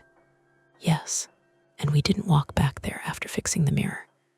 "No." A thin, careful silence stretched between us. Then Nora sighed. "Old building, draft, probably." She tapped the page again. "Here's the weirder one," she read aloud. "Avoid looking into the end hall mirror from the far bedroom threshold in low light." "Why that exact position?" she said. "No idea." "And why midnight specifically for closing doors?" "I don't know." "Okay," Nora said. "This host is definitely weird." I nodded. Then the overhead hallway light flickered again, this time longer, buzzing. The apartment dimmed for half a second, then steadied. The radiator hissed loudly. "Electrical issues," Nora said. "Probably." The word had become a mantra. We sat down on the couch. Nora opened the pizza app. "Food will fix this," she said. "Carbs solve 60% of life's mysteries." "Only 60. 70 if it's deep dish." She placed the order. Delivery estimate, 45 minutes. The apartment grew quieter after that. The wind outside picked up. Branches scratched the front windows. Somewhere in the building, a door slammed. 10 minutes passed, then 15. We had almost relaxed when Nora's phone buzzed. Not the pizza. A notification from Airbnb. She opened it. Her expression changed. "What?" I asked. "It's the host, Daniel Mercer." Nora read the message silently, then handed me the phone. It was short, much shorter than the earlier instructions. Just one line. "Did someone move the hallway mirror?" My stomach tightened. "How would he know that?" Nora said. "Maybe Tom told him." "Tom doesn't have the host's number." "Maybe he messaged through the app." About a mirror, we stared at the screen. Then another message appeared. "Please answer immediately." Nora typed, "Yes." It was angled weirdly, so we straightened it. 3 dots appeared instantly, then vanished. Then came the reply. "You should not have done that." Nora blinked. "Okay," she said slowly. "Now I'm annoyed." She started typing again.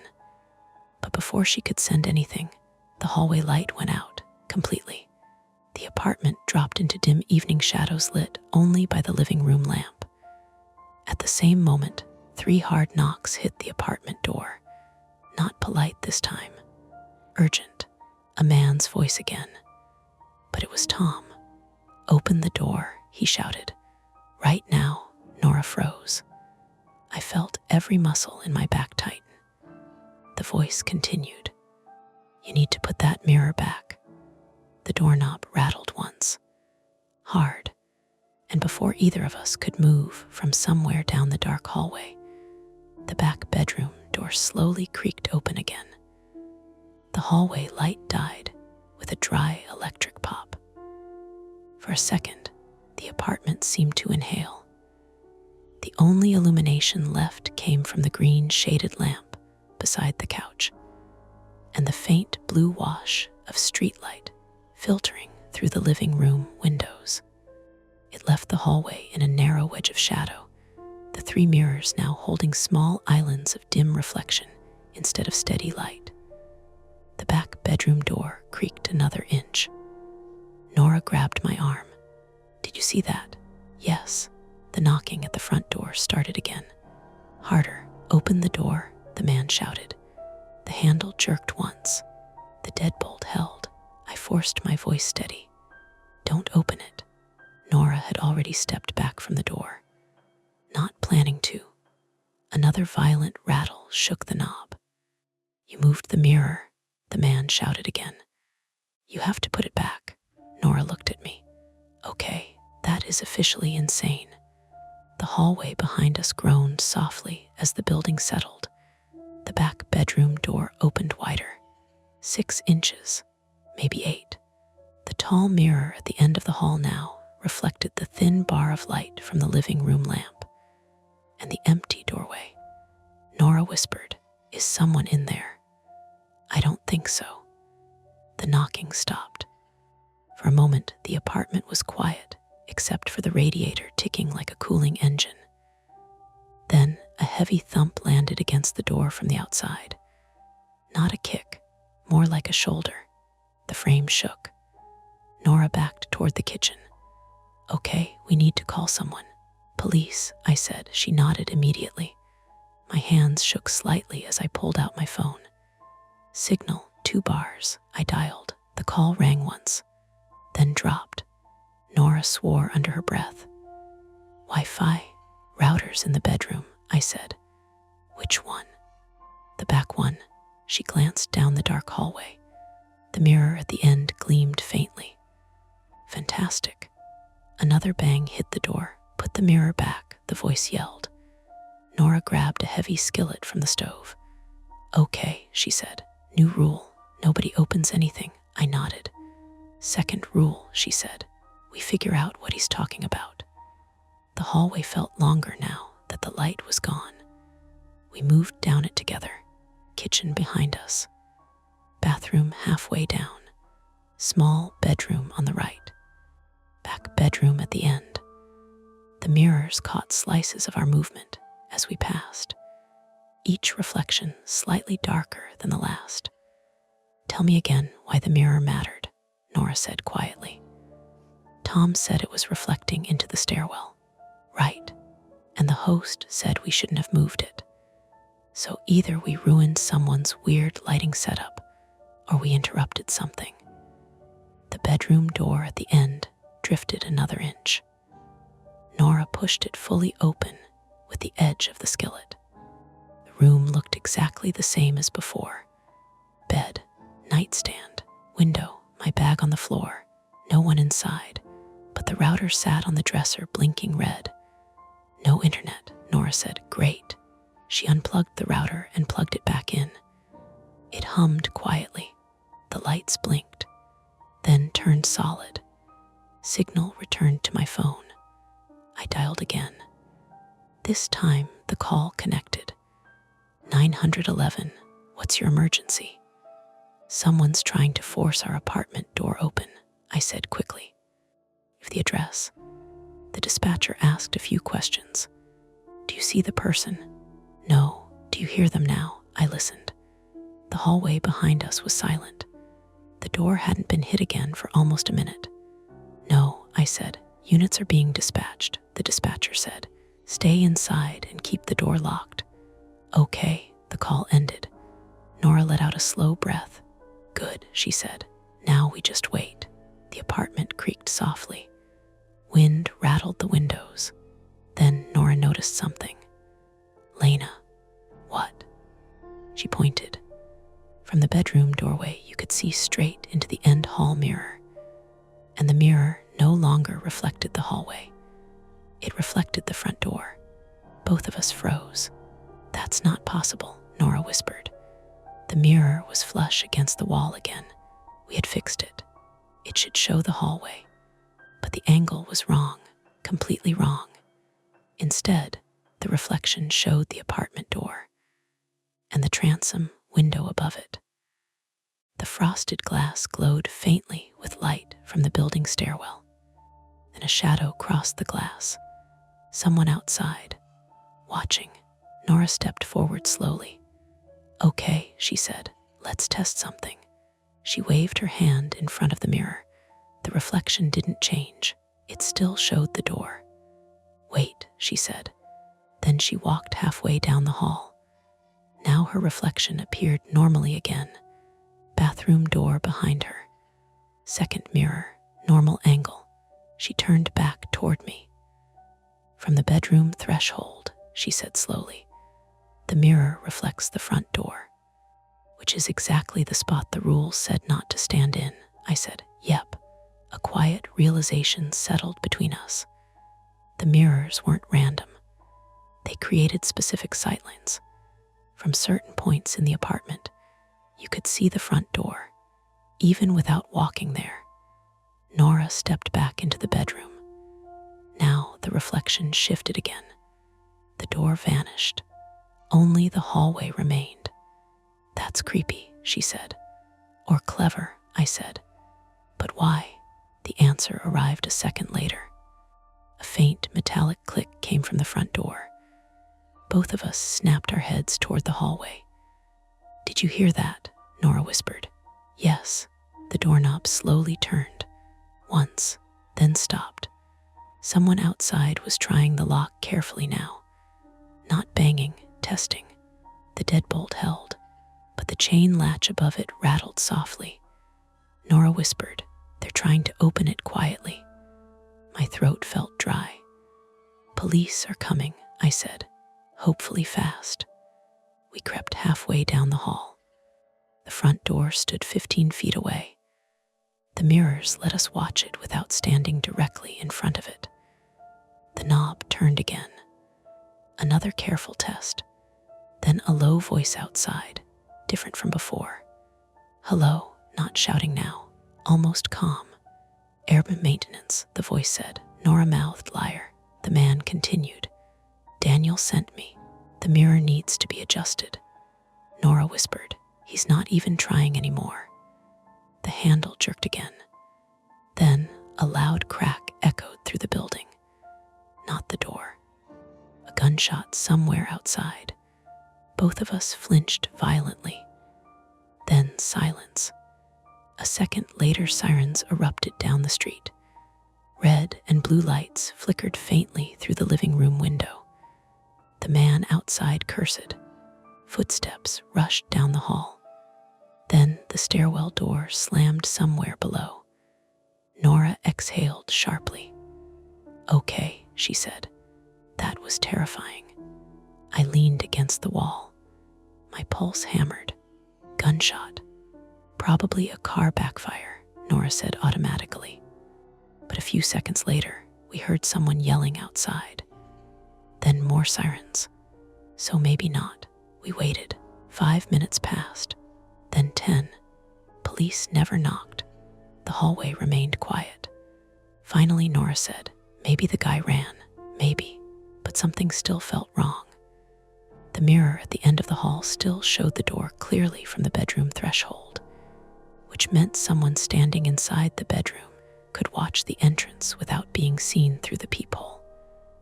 "Lena," Nora said suddenly. "What?" She pointed toward the transom window above the door. The frosted glass glowed again, but this time the light wasn't from the stairwell. It was from inside the apartment, a reflection from the mirror, which meant someone outside could also see into the hallway, using the same angle. Nora whispered, "The mirror lets people watch the door from the stairwell, and from inside the apartment, and vice versa." We both turned slowly toward the tall mirror, then toward the back bedroom. Standing finally clicked. "This wasn't about reflections," Nora said. "It's about surveillance." Someone had angled the mirror to watch the stairwell. Someone else outside could watch the apartment door, without cameras, without electronics, just mirrors, old school, and the host knew. My stomach twisted. "That man wasn't trying to break in," I said slowly. "He was trying to restore the mirror angle. So whoever's watching can see again," Nora finished. The apartment suddenly felt like a stage. Anyone in the stairwell could observe the hallway. Anyone in the bedroom could watch the door. Two blind spots connected by reflections. Then Nora said quietly, "Lena." I followed her gaze. The cardboard shim. It wasn't in her pocket anymore. It was lying on the floor beneath the mirror. Someone had pulled it out and slid it back behind the frame. The mirror now leaned outward again. Ray angled toward the door. Neither of us had touched it, which meant only one thing. Someone else had been inside the apartment. Very recently. Nora whispered, "The back bedroom window." Cold air brushed my neck. I turned. The curtain moved, just slightly, and the window behind it stood open 2 inches. The point of no return arrived quietly. Someone was already inside with us. For one strange second, neither of us moved. The curtain at the back window lifted again in a weak pulse from the draft, showing the narrow black slice of night beyond the glass. The window was old wood painted over too many times, and now it sat unlatched, open just enough to let in February air that smelled like iron and wet brick. Nora raised the skillet higher. "Bedroom," she whispered. "Now." We backed into the room instead of rushing. That was the part I noticed later, after everything, how careful we still were even with panic already chewing through us. We moved like people trying not to alarm a dangerous animal we couldn't yet see. The room was small. Bed against the left wall. Dresser straight ahead. Window on the far side. My bag on the floor by the radiator. A brass lamp on the nightstand, unplugged. No closet door, just a shallow alcove with extra blankets folded on a shelf. No one in the room. But the curtain shifted again, and this time I saw why. The window wasn't opening inward on its own. Someone had pried the lower sash up from outside. The wood around the latch was splintered. Fresh, splintered wood, pale against the older paint. Nora crossed the room in 3 steps and shoved the window down. It caught halfway, jammed, then slammed shut hard enough to rattle the glass. The sound echoed through the apartment. Then came an answering noise from the hallway. A footstep, not outside the door, inside. Nora and I both turned. The bedroom doorway opened onto the hall, and from that angle, the tall end mirror reflected the front half of the apartment, the bathroom door, the dim strip of corridor, the entry beyond. Right then, in the mirror's glass, I saw movement near the front door. A shoulder, dark jacket, gone. "Jesus," Nora breathed. She lunged to the bedroom door and shoved it nearly closed, leaving only a crack. "Phone," she whispered. I fumbled mine out again. My fingers had gone clumsy from adrenaline and cold. The screen showed 1 bar, then none, then 1 again. I tried 911 a second time. Call failed. Nora took one fast breath through her nose. Okay, we are not staying boxed in here. Another footstep outside. Slow, measured. The floorboard near the bathroom creaked. Whoever was in the apartment knew the layout now, or had always known it. The quiet between those steps was the worst part. It told you he wasn't panicking. He didn't need to rush. He thought he controlled the pace. Nora whispered, "Can you climb out that window?" I looked at it. 3rd floor. Fire escape maybe 6 feet to the right, but not attached to our window. Just the black ladder and landing visible past the brick edge if you leaned dangerously far. The alley below was a hard ribbon of dumpsters, patchy snow, and concrete. Not without breaking something. Better than the floor creaked again, closer. Nora stopped talking. I looked around the room, trying to think with the part of my brain that still worked. Bed frame metal, lamp, my charger cable, the extra blankets, the dresser. And I remembered the mirrors, not as creepy objects, as angles. The end mirror, I whispered. If he uses it to watch the door, then he can use it to watch this room too from the hall. Nora nodded once. She got it immediately. Blind the angle. I grabbed the folded extra blanket from the alcove. My hands shook so badly I dropped it once, swore under my breath, then yanked it open. Nora cracked the door, and with one fast movement, flung the blanket down the hallway toward the end mirror. We heard the fabric slap glass and frame. Then a sharp curse from the hall. Male, close. The blanket had hit something besides the mirror. A person. Nora moved before I could think.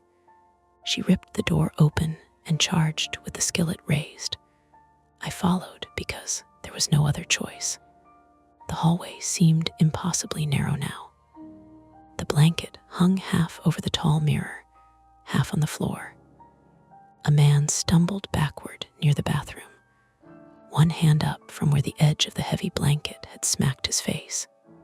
He was in a dark puffer coat and knit cap, mid-30s maybe, pale, unshaven, not large but wiry. He had a flashlight in one hand and something metallic in the other that took me a second to place. Not a weapon, a flat pry bar.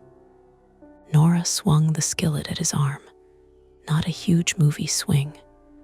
Short, brutal, practical. It connected with a wet crack against his wrist. He shouted and dropped the pry bar. The flashlight spun across the floor, beams skittering over the walls and mirrors like something alive. "Get out," Nora screamed. He recovered fast, faster than I expected. He slammed his shoulder into Nora, driving her sideways into the bathroom doorframe. Her head clipped wood with a dull sound that made my whole body go cold. She stayed up, but barely. I grabbed the fallen pry bar on instinct and jabbed it toward him. Not well, not bravely, more like an animal shoving back. It caught his ribs or hip, I'm not sure which, and bought enough space for him to retreat 2 steps. In that stuttering flashlight beam, I saw his eyes flick to the blanket-covered mirror, then to the front door, then back to us. Calculation, not rage, not madness, work. "You shouldn't have touched it," he said. His voice was the same one from outside earlier, the one that had yelled through the door. Nora had one hand braced on the wall. Blood was already threading through her hairline above her ear. "Who the hell are you?" Instead of answering, he lunged for the blanket. I understood a beat before Nora did. The mirror mattered more to him than getting past us. He wanted the sightline back. I threw the pry bar. That wasn't skill. It was panic and luck. It clipped his shoulder hard enough to make him flinch and miss the blanket. Then Nora swung again, low this time, into his knee. He folded with a cry. We both moved at once. I kicked the flashlight farther down the hall. Nora shoved him into the wall opposite the bathroom. One of the smaller mirrors rattled on its mount. "Front door," she gasped. "Go." But the man twisted under her grip and grabbed her sweater, dragging her down with him. They hit the floor together. The skillet skidded under the radiator by the kitchen entrance. I ran for it anyway because she was right. The front door was only 10 feet away. If I could get it open, maybe scream into the hall, maybe run, maybe the deadbolt turned. Not from my hand, from outside. Someone had a key. The lock clicked, the chain held, but the door cracked open 2 inches before jolting tight. Cold stairwell air came through the gap, and a man's face appeared in the slice between door and frame. Older, 50s maybe, gray beard, calm eyes. I knew him before I consciously knew him because I had seen his profile photo on the listing. Daniel Mercer. "Move the chain," he said, like we were inconveniencing him. Now, my body acted before my mind did. I shoved the door hard to crush his hand or face in the gap. He jerked back with a hiss. The door slammed shut on the chain. Behind me, Nora shouted in pain. I spun around. The first man had gotten on top of her. Not fully, she was still fighting, knees driving upward, fingers clawing for his face. But he had one forearm across her throat and was trying to pin her shoulders to the floor. I screamed and launched myself at him. We crashed into the wall beneath the middle mirror. My shoulder exploded with pain. He elbowed backward and caught my cheekbone. White light burst in my head. I tasted blood. No choreography. No clean punches.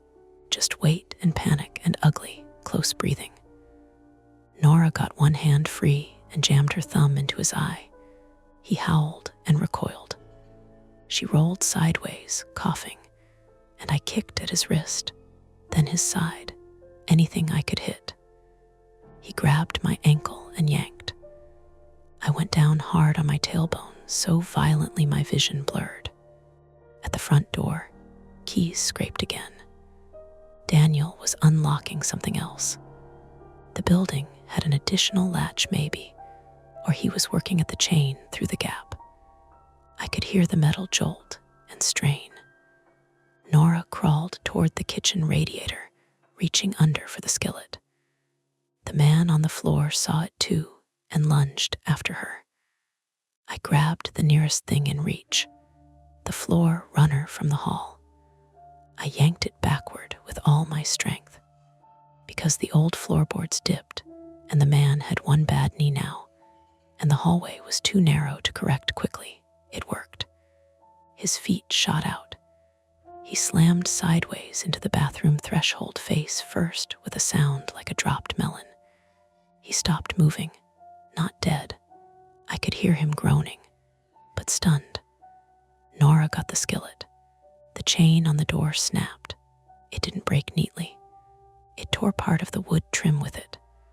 The sound was so loud it felt inside my teeth. The door flew open. Daniel Mercer stepped in, breathing hard from exertion, one gloved hand wrapped in a handkerchief where I'd slammed the door on him. He was taller than I expected, dressed in a wool coat, not some obvious monster.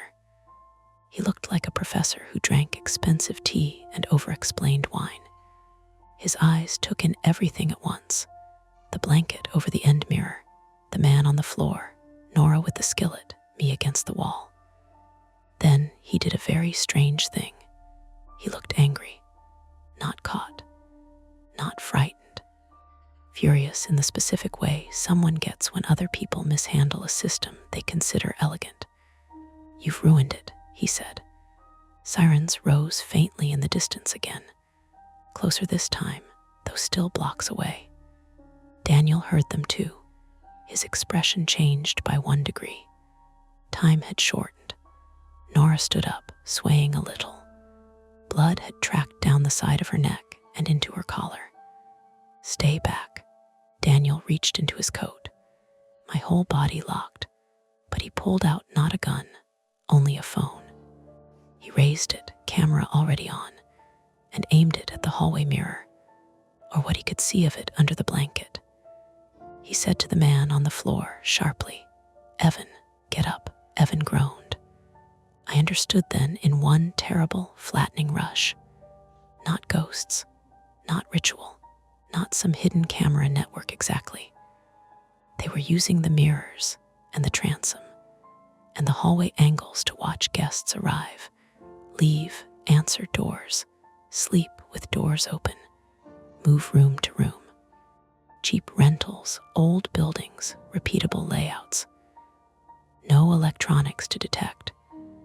No obvious devices for suspicious guests to find. Just sightlines, reflections, access. And when the angle got disturbed, they fixed it. For what? Theft, stalking, filming, screening targets. I didn't know yet, and in that moment the specifics almost didn't matter. The violation was already big enough. Daniel stepped toward the covered mirror. Nora lifted the skillet with both hands now, because one hand was shaking too badly to trust. I said, "Stay back." "Do you know how much work goes into teaching people to ignore what they're looking at?" he said. His voice was almost conversational again. A printed instruction is enough. Most people obey the tone before they question the content.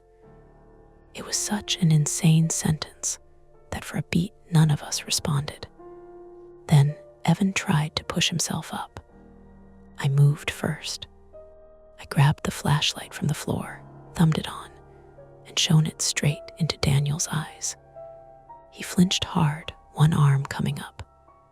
Nora closed the distance and hit him. The skillet connected with his forearm and side, not his head, still enough to make him stagger into the wall. One of the small hallway mirrors tore free and shattered on the floor. Glass erupted across our shoes.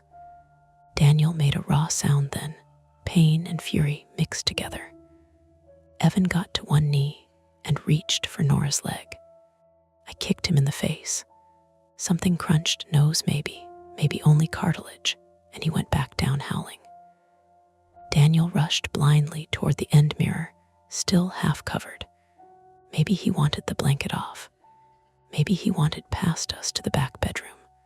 I don't know. Nora swung again and missed. The skillet hit the wall. Daniel slammed her shoulder first into the mirror. The tall glass cracked in a spiderweb burst, but did not fully break. Nora screamed. That sound did something final to me. I seized the blanket still draped over the frame, yanked it hard, and brought the whole damaged mirror down. It toppled forward onto Daniel and the hallway floor with a hideous splintering crash. Glass burst everywhere. Daniel went down under part of the frame, shouting once and then choking on it. One jagged section sliced across my forearm as I stumbled back. It felt hot before it felt painful. Then it felt like fire. The hallway went still except for gasping. Nora was on her knees amid the shards, clutching her left shoulder. Daniel was pinned awkwardly under the mirror frame and broken glass, conscious, but no longer getting up. Evan had crawled halfway toward the kitchen, leaving a smear of blood from his nose, but he stopped when he saw Nora lift the skillet again despite everything. From the open apartment door came voices in the stairwell. Real voices, multiple. Chicago police. Nobody moved. Police. I nearly laughed and cried at the same time, except my throat had gone too tight for either. Nora dropped the skillet at last. It hit wood with a heavy, final thunk. I slid down the wall because my legs quit on me without permission. The officers came in fast, guns drawn, then slowed at the sight of the hallway glass, blood, the collapsed mirror, Daniel pinned, Evan face down and coughing. Two women shaking so badly They could barely put their hands where instructed. After that, time became chopped up and thin. Questions, compression wrap around my arm, an EMT shining a light in Nora's eyes and asking what day it was. The apartment brighter now with all the overheads forced on, making everything look cheaper and worse. A female officer taking the laminated house guide into an evidence bag with 2 fingers. Another officer finding tools in Daniel's coat and a ring of keys on Evan. Someone photographing the transom, the broken latch on the back window, the cardboard shim. At one point, I heard a detective in the kitchen quietly say, "Check the other properties." Properties, plural. That landed harder than the cut. Nora sat on the couch with gauze taped against her hairline and her arm immobilized in a temporary sling. When I sat beside her, she leaned into me automatically, then hissed from the pain and laughed once in disbelief at herself. "You okay?" I asked. My voice sounded wrecked. "No," she said honestly. "You? No. Good. Same page." That almost made me smile. They took us out just before midnight. The hallway in the building was crowded now, uniforms, paramedics, one sleepy neighbor in a robe, Tom from downstairs talking too fast to an officer with his hands moving. He saw us and stopped, face draining when he noticed the blood. "I told him something was off," he said, not to us exactly, more to himself. "I told the owner once, weeks ago. The reflections were weird in the stairwell, weeks ago." So there had been time. Complaints, chances to stop. Outside, the air hit like a slap. Streetlights shone on dirty snow. The ambulance doors stood open. Somewhere down the block, people were still eating dinner in warm rooms with music playing, unaware that an old mirror had just burst a world open 3 floors up. As they loaded Nora in first, she reached across the gap between stretchers and caught my wrist, my uninjured one. "Lena." "Yeah, next trip," she said, eyes glassy with pain meds and shock. "We do a hotel." I laughed then, one ugly broken sound that turned halfway into crying. The conflict was over. Daniel and Evan were in custody. The apartment behind us was lit up for forensics. The front door of that place would never close quite right again, and neither, I thought, would anything simple in my head. 'Cause later, much later, after statements and stitches, and the hospital and the morning gray exhaustion, I would still remember one detail more vividly than the blood or the shouting. How ordinary the instructions had looked at first. How easy it had been to mistake control for hospitality. They kept us at Illinois Masonic until a little after 9 in the morning. By then, the adrenaline had peeled off, and what was left underneath was ugly and practical. Pain came first. Not sharp, heroic pain. Bureaucratic pain. Paperwork pain. "Sit here, rate this from 1 to 10. Hold still while I irrigate the cut. Tell me if the room is spinning. Sign this. Initial here. Do you have someone who can stay with you tonight?" The cut on my forearm needed 8 stitches. My cheek had gone purple under the eye. My tailbone felt like it had been replaced with a brick. Every time I tried to stand, my body reminded me exactly how hard old hardwood floors could be. Nora had it worse in the way injuries get graded by X-rays.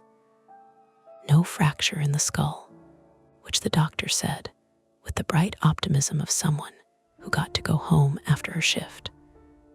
Mild concussion, deep bruising around the throat, a partial dislocation and ligament damage in her left shoulder that meant a sling, pain medication, and an orthopedic follow-up as soon as she got back to Minneapolis. They cleaned the cut at her hairline and closed it with with steri strips.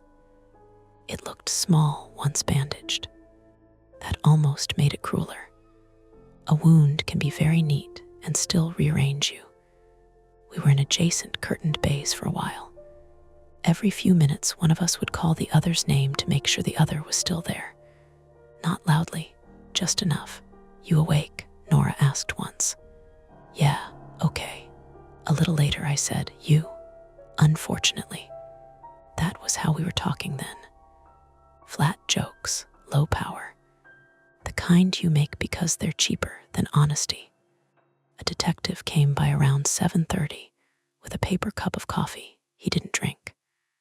Detective Alina Ruiz, mid-40s, navy blazer under her winter coat, no softness in her face, and no performative sympathy either, which I appreciated immediately.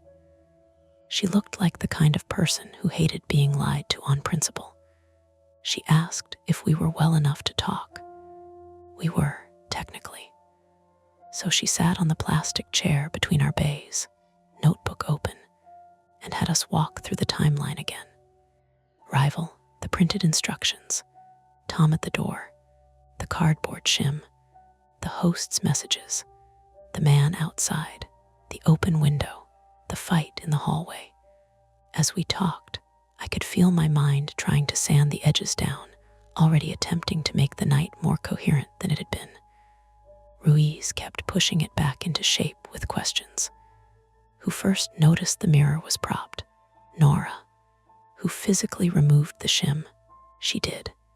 Did either of you alter the other two mirrors? No. Had either suspect been invited into the unit? No. Did Mercer ever disclose that he retained keys or might enter during the stay? No, she wrote quickly, looking up only when something mattered. At one point, Nora asked, "So what exactly were they doing?" Ruiz capped her pen and uncapped it again. "We're still working that out." It was a careful answer, but not evasive. More like she refused to speculate where we could hear it. They had access tools, she continued. Multiple keys. Printed guest turnover sheets. Notes. We recovered some recording equipment from a storage room in the basement, but I don't want to overstate what we know yet. Recording equipment. I felt my stomach turn with a slow, miserable certainty. Ruiz saw it happen on my face. "We don't know whether it was used in your stay," she said. "Right now, we're processing devices and property records. Mercer appears to own or manage several short-term rentals through different LLCs. Nora let out a quiet, humorless laugh. "Of course he does," Ruiz nodded once. "We're also interviewing previous guests." There was a pause after that, a real one, full of everything she wasn't saying yet. Then she added, "You two made good decisions under pressure." I almost objected. We had made messy decisions. Late decisions. We had argued, second-guessed, lost time, moved through fear in ugly bursts. But maybe that was what she meant. Good didn't mean graceful. It meant alive. After she left, Nora stared at the ceiling for a while. "Recording equipment," she said finally. "Yeah, I hate that sentence. Yeah, the hospital discharged me first, because of course they did. Less severe injuries, no concussion symptoms beyond headache and nausea, stable enough to leave with instructions, and a plastic bag of supplies." I waited for Nora anyway, perched in a stiff-backed chair near the nurse's station with my coat over my lap, and my arm wrapped like it belonged to somebody else. In daylight, everything felt indecently normal. People came in carrying tote bags and coffee. Elevator doors opened and closed. A man argued on speakerphone near the vending machines about a roofing estimate. Outside the hospital windows, buses kept to their routes. Someone walked a dog in a bright yellow sweater. The city had no obligation to match the scale of what had happened to you, and it never did. That was one of the first lessons adulthood taught, and one of the few that kept getting worse with repetition. When Nora finally came out, pale and slow, slings strapped across her chest, she looked smaller somehow. Not physically. More like some outer layer of her had been scraped off and not yet replaced. "I feel 87, she said. "You look terrible. Thank you. Any time." We took a cab to a hotel the police had arranged for one night because the Airbnb was now an active crime scene, and neither of us was remotely fit to figure out alternate lodging. The hotel was near the river, anonymous in the best possible way. Beige lobby, overheated hallways, thick carpet that swallowed footsteps. No vintage charm, no quirks, no decorative instructions printed in polite fonts. At check-in, the man behind the desk smiled and said, "Just need your ID and a card for incidentals." And I had to fight the stupid, rising urge to ask him whether anyone else had keys, whether the hallway outside our room had mirrors, whether the housekeeping staff entered unannounced, whether the windows opened wide enough for a person. I said none of that. I handed over my ID with my uninjured hand and signed where I was told. In the elevator, Nora leaned back against the wall and closed her eyes. "Say something normal," she murmured. "What? Anything. I need to hear a sentence from Earth." I thought about it. The lobby smelled like burnt espresso and printer toner. Her mouth twitched. Better. The room had 2 queen beds, thick curtains, and one large mirror above the desk, fixed flat against the wall with industrial brackets. I checked it anyway. I hated that I checked it. I checked the bathroom vent too. Nora watched me without commenting until I was done. Then she said, very gently, "You can keep checking for today." That was almost worse than if she'd made a joke. I sat on the edge of my bed and looked at the carpet pattern until it stopped moving. I should have listened to you at the beginning. About what? Not opening anything. Not engaging. Not, I stopped. I don't know, being less me. Nora lowered herself carefully onto the other bed, teeth clenched once as her shoulders shifted wrong. "Lena," she said, "you being you is why we noticed half of it." That didn't stop it. "No," she said, "but it changed the ending." She said it plainly, not kindly, which helped. There are certain kinds of guilt that bloom after survival because they need emptier air than the event itself allows. In the moment, you act. Afterward, you revise. You become an amateur editor of your own terror. I shouldn't have looked. I should have looked sooner. I should have called earlier. I should have shut the window. I should have trusted myself. I should have trusted myself less. It is endless once it starts. We slept in bursts that day, fully clothed, lights on. Every sound in the hallway outside the hotel room registered. Ice machine, doors closing, cleaning cartwheels. Once, somewhere after noon, somebody laughed too suddenly out near the elevators, and I jerked awake with my heart running wild before my brain even had a chance to catch up. Nora was already awake, staring at the ceiling. "Me too," she said. By late afternoon, practical life started forcing its way back in. Calls, parents, work, insurance. The airline because Nora needed to change her return. My sister, who answered on the second ring and said, "Why are you calling me like that?" before I had gotten through a full hello. We edited the story differently depending on the audience. For family, break in, injured, okay now, police involved. For work, medical emergency, need a few days. For ourselves, when it was just us again, we didn't edit at all. That evening, Detective Ruiz called. She said both men had been charged. Unlawful restraint, residential burglary, aggravated battery, unlawful surveillance-related offenses, a stack of property and fraud counts that would likely grow as warrants were executed on other units. Evan had priors for burglary and stalking in another county. Mercer did not. Mercer, apparently, preferred systems to mess. Got phones, hard drives, paperwork, Ruiz said. We found maintenance logs that map sightlines in at least 4 apartments. Sightlines, Nora repeated from the other bed, disgusted. Ruiz continued. We also located messages instructing cleaning staff where to place furniture and what guest complaints to ignore. I thought of the laminated house guide, the host tone. Correct the door, not the mirror. Were there cameras? I asked. A pause.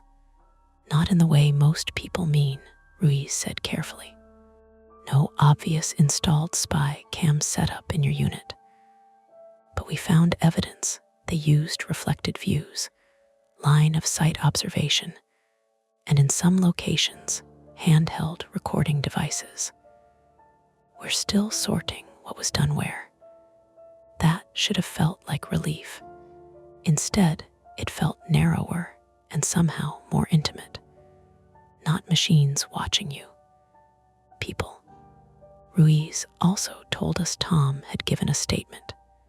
He'd noticed strange reflected light in the stairwell more than once over the past month, and had twice heard Mercer or maintenance upstairs during guest stays at odd hours.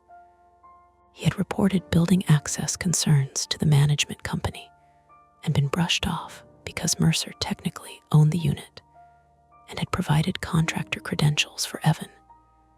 That part stayed with me longer than I expected. Not because Tom had failed. He hadn't. He had noticed. He had knocked. He had done more than most people do when something feels merely off. But because systems are so good at rewarding the most reassuring explanation until something breaks loudly enough to count. 2 days later, we went to the station to review formal statements and property. The evidence room smelled like cardboard and coffee gone stale. A woman behind plexiglass handed us back our phones, my charger, Nora's makeup bag, my blood-stiff scarf in a sealed plastic sack. The overnight bag from the Airbnb was still being held for processing because the detectives thought one of the men might have gone through it when the apartment was being surveilled between stays. That sentence lodged under my ribs. Might have gone through it. Not even stolen anything. Just touched it. Opened it. Learned the shape of my life by handling objects I had packed absent-mindedly in my own apartment 3 states away. Ruiz met us afterward in a small interview room to go over next steps. Preliminary hearing dates. Victim services contact. The possibility, almost certainty, of other victims being identified. She warned us about media attention if the property angle expanded. Short-term rentals, hidden surveillance, repeat offender host. It had all the right ingredients for local news, and then national pickup if enough units were linked. Do as little reading as possible, she said. People get creative when facts are incomplete. Nora said, that won't be hard. It was, actually. Curiosity is a nasty cousin of fear. Back at the hotel, I searched anyway for exactly 8 minutes before I had to stop. There were already 3 articles online. One used the phrase mirror maze scheme in the headline. Another included a photo of Mercer from a business networking profile where he looked courteous and prosperous and perfectly forgettable. The comments underneath were worse than the articles. People always talk big in the safety of hindsight. I would have left immediately. I never use Airbnbs. Women need to be smarter. How do you not notice? How do you not know? I closed the browser and sat with my phone face down on the blanket until Nora asked, without opening her eyes, comments. Yeah, any genius in there solved the whole case from his couch. Several. Shocking. She didn't tell me not to read them. She knew better. Shame hardens when it's argued with too early. On my last morning in Chicago, I had to go back once more briefly, escorted to the building, so the police photographer could verify the position of a few objects I'd referenced in my statement. They'd already stripped the unit of most evidence tags, but the place still looked stunned. Daylight made the apartment smaller. The front door frame was splintered where the chain had torn out. The hallway runner was gone. 2 mirrors had been removed entirely. The tall one at the end had left only anchoring marks, and a rectangle of cleaner paint where the wall behind it hadn't faded. Without the mirrors, the corridor seemed blunt and ordinary, almost embarrassingly so. Tom was on the landing when we arrived, holding a bag of groceries and trying not to stare. He failed. "You okay?" he asked. People ask that when what they mean is, are you functioning well enough to answer me politely? "I will be," I said. He nodded. Then, after a moment, "For what it's worth, I'm glad you two called. Management never listened to anyone unless uniforms showed up." He looked tired, guilty in the way witnesses often look, as if proximity creates responsibility. "You knocked," I said. "That mattered." He swallowed and nodded once. Inside the unit, the photographer had me stand near the back bedroom threshold and indicate where I'd first noticed the altered reflection. Then by the bathroom. Then near the front door. I did it all carefully, feeling ridiculous and exhausted. As we were leaving, I glanced up. The transom window above the door had been cracked along one corner, probably during entry, and a jagged piece of frosted glass was missing. Through that missing corner, you could see a very small, very precise slice of the stairwell outside. Not enough for a full face, not enough for certainty, just enough to suggest how many nights someone might have stood there, patient and quiet, watching a life reduce itself to fragments. I looked away first. Nora flew home the next day. I took a later train because I couldn't make myself do airports yet. We hugged badly in the hotel lobby because of her shoulder and my arm, then stood there awkwardly for a second after letting go. "Text me when you get home," she said. "You too. And Lena." "Yeah. No more pretending you're overreacting just because the explanation sounds embarrassing." I let out a breath that was almost a laugh. "That feels targeted." "It is." Then she was gone through the sliding doors, walking carefully, sling bright against her coat. Back home, ordinary life resumed in insulting increments. Laundry, dishes, mail, a pharmacy pickup. My apartment, which had always felt a little too small, now felt too open in the wrong places and too enclosed in others. I kept interior doors fully closed for a week without deciding to. I took every mirror down that wasn't screwed into a wall. I could tell people it was because I was redecorating, and technically, that would not be false. At night, sometimes, I would wake at the smallest sounds and know exactly where I was, know I was safe, know the locks were mine and the windows were latched, and no one had a hidden right to enter, and my body would still stay braced as if knowledge were only one vote among many. That got better. Not quickly, not in a dramatic montage, just in reluctant little increments. I stopped checking the hallway of my building through the peephole every time footsteps passed. I stopped picturing reflected sightlines every time I walked into a rental listing online. I even laughed once, genuinely, when Nora texted me a photo of her orthopedic brace covered in theater company stickers with the caption, "Hot Girl Summer Delayed by Violent HOSDING Practices."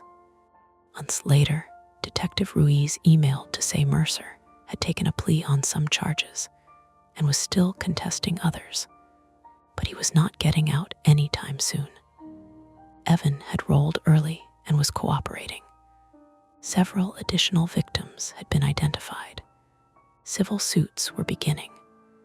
The management company was pretending, in the expensive language of legal statements, that they had been surprised by all of it. That tied up most of the story in the official sense.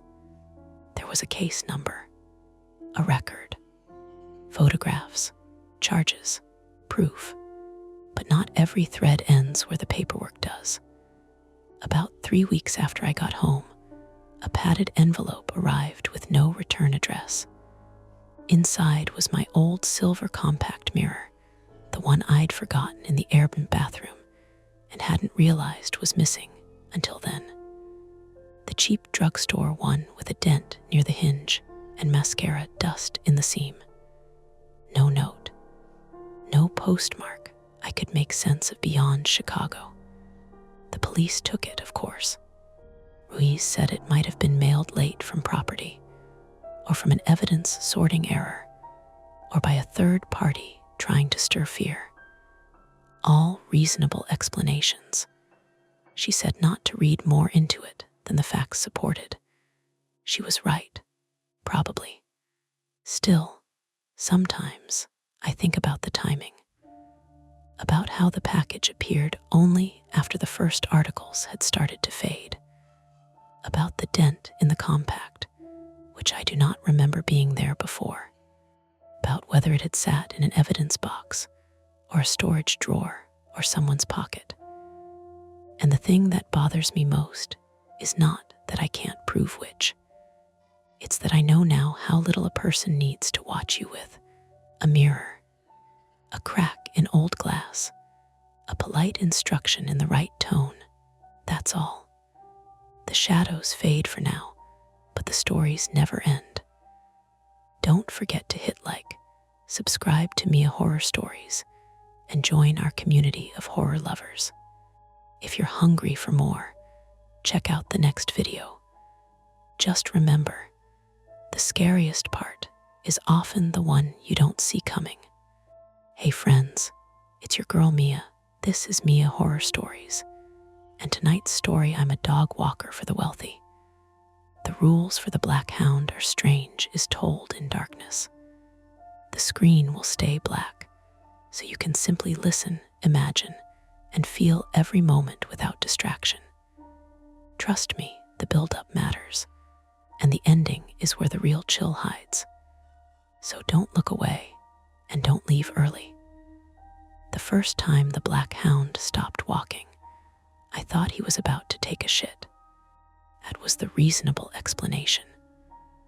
We were halfway down a quiet stretch of Commonwealth Avenue in Boston, just past the iron-fenced garden squares, where the trees leaned bare and glossy in the late November drizzle. And every other dog I'd handled that month had paused in roughly the same way before doing something biologically ordinary and inconvenient. So when he halted so abruptly the leash burned across my glove, I planted my boots, sighed into the cold, and waited. But the dog didn't crouch. He stood with all 4 feet locked, head lifted, ears angled toward a brownstone across the street. Not barking, not growling, just listening. Cars hissed over wet pavement behind us. Somewhere farther down the block, a delivery truck let out a long reverse beep. A woman in a camel coat hurried by under an umbrella, phone pressed to her cheek, her heels making quick, hard ticks against the sidewalk. Everything sounded normal except for the dog. He was too still, too large, the kind of stillness that had weight to it. "Gideon," I said, soft at first. "Come on." He didn't look at me. Rain dotted the smooth black top of his head. He was a giant animal, a sighthound mix maybe, or some expensive breed I didn't know, because wealthy clients in Back Bay loved two things equally: obscure dog breeds and acting hurt when you asked what they were. Gideon's file just said black hound, 98 pounds, male, no dog parks, no treats, no interaction with strangers, and then a separate page headed RULES in neat serif print. I gave the leash a careful tug. Nothing. A second tug, firmer this time. His body didn't move. The leash went taut between us like a steel cable. "Okay," I muttered. "Great. My name is Mara Donnelly." I was 28 that winter, living in a studio apartment in Brighton with a radiator that clanged like somebody trapped inside it. And I walked dogs for people who had bathrooms bigger than my apartment. It wasn't the career I'd pictured when I finished college with a photography degree and a talent for making every safe choice feel like a trap. But it paid enough to keep me fed, and most days it gave me hours outside with animals that were simpler than people. Dogs wanted only a few honest things: food, motion, safety, a hand they could trust. Humans added decoration and invoices and guilt. I had started with Commonwealth Canine Concierge 8 months earlier, after I quit assisting a wedding photographer who liked to scream in parking lots and accidentally brush against my waist while moving gear. Dog walking was supposed to be temporary. So was Boston, technically. So was my habit of not calling my mother back when she left voicemails asking whether I was making a plan. Temporary things were easier to live inside because you never had to admit they'd become your life. Gideon still wouldn't move.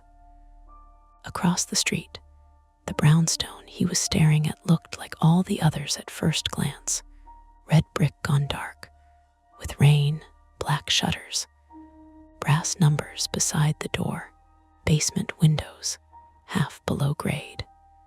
But there was a white cargo van parked just ahead of it with no company logo on the side, just a clean blank panel beaded with water. Somebody sat in the driver's seat. I could tell only because a cigarette ember pulsed once in the dimness. That was enough to make the pause feel different. I took a step sideways, adjusting my angle so I could see Gideon's face. His eyes stayed on the van. The muscles along his jaw worked once. Not a snarl, not even close, more like concentration. "Do you know them?" I asked, which was stupid. But I say stupid things when I'm alone and nervous, because words make bad feelings feel organized. The driver's door didn't open. The cigarette glow vanished. Then Gideon made a sound so low I felt it more in the leash than I heard it. Not supernatural, not monstrous, just a deep vibration of warning from a dog with a chest like a battering ram. "All right," I said, my voice smaller now. "We're leaving." I stepped offline with the van and angled us forward. This time, Gideon came with me instantly, as if some invisible tension had released. He moved so fast I had to jog 2 steps to keep up, boots splashing through shallow water at the curb. When I looked back, the van was still there. Blank side panel, wipers ticking. No one getting out. That should have been the end of it. A weird moment on a wet street. Explainable. Everything in cities is explainable if you insist hard enough. But Gideon spent the next 6 blocks checking behind us. Not constantly, just enough. A glance over one shoulder, ears back, then then forward again. I noticed because most dogs scan for squirrels, pigeons, other dogs, sandwich wrappers, anything alive and edible and stupid. Gideon checked reflections in windows, parked cars, intersections behind us. It gave him an air I didn't like in a dog because it felt too close to something human. At Dartmouth Street, he finally stopped paying attention to our rear and lifted his nose toward the public garden. The tension in the leash eased. We crossed under the weak gold of the traffic signal. A bus exhaled at the curb. Somebody nearby was roasting chestnuts from a metal cart, and the sweet, smoky smell drifted through the damp air, warm and almost Christmassy. For a few minutes, things returned to scale. Rain, brick, dog, job. By the time we reached the client's building again, my pulse had settled enough for me to feel faintly embarrassed. This was how my brain worked when it got too much room. It built corridors where there were doors. It linked random details until they looked like a pattern. My private flaw, if you want it named cleanly, was that once I noticed something slightly wrong, I couldn't stop tending it like a sore tooth. I had done this since I was a kid. A teacher's odd tone, a stranger lingering too long near a bus stop, my father saying he was fine the week before he left and didn't come back for 14 years. My mind worried details until they either proved me right or made me look ridiculous. And honestly, both outcomes were exhausting. Gideon lived on the second floor of a limestone-fronted townhouse off Marlborough Street. His owner had hired the company 3 days earlier and had already become one of those clients everyone talked about in the supply closet. Difficult, but rich enough that management called it discerning.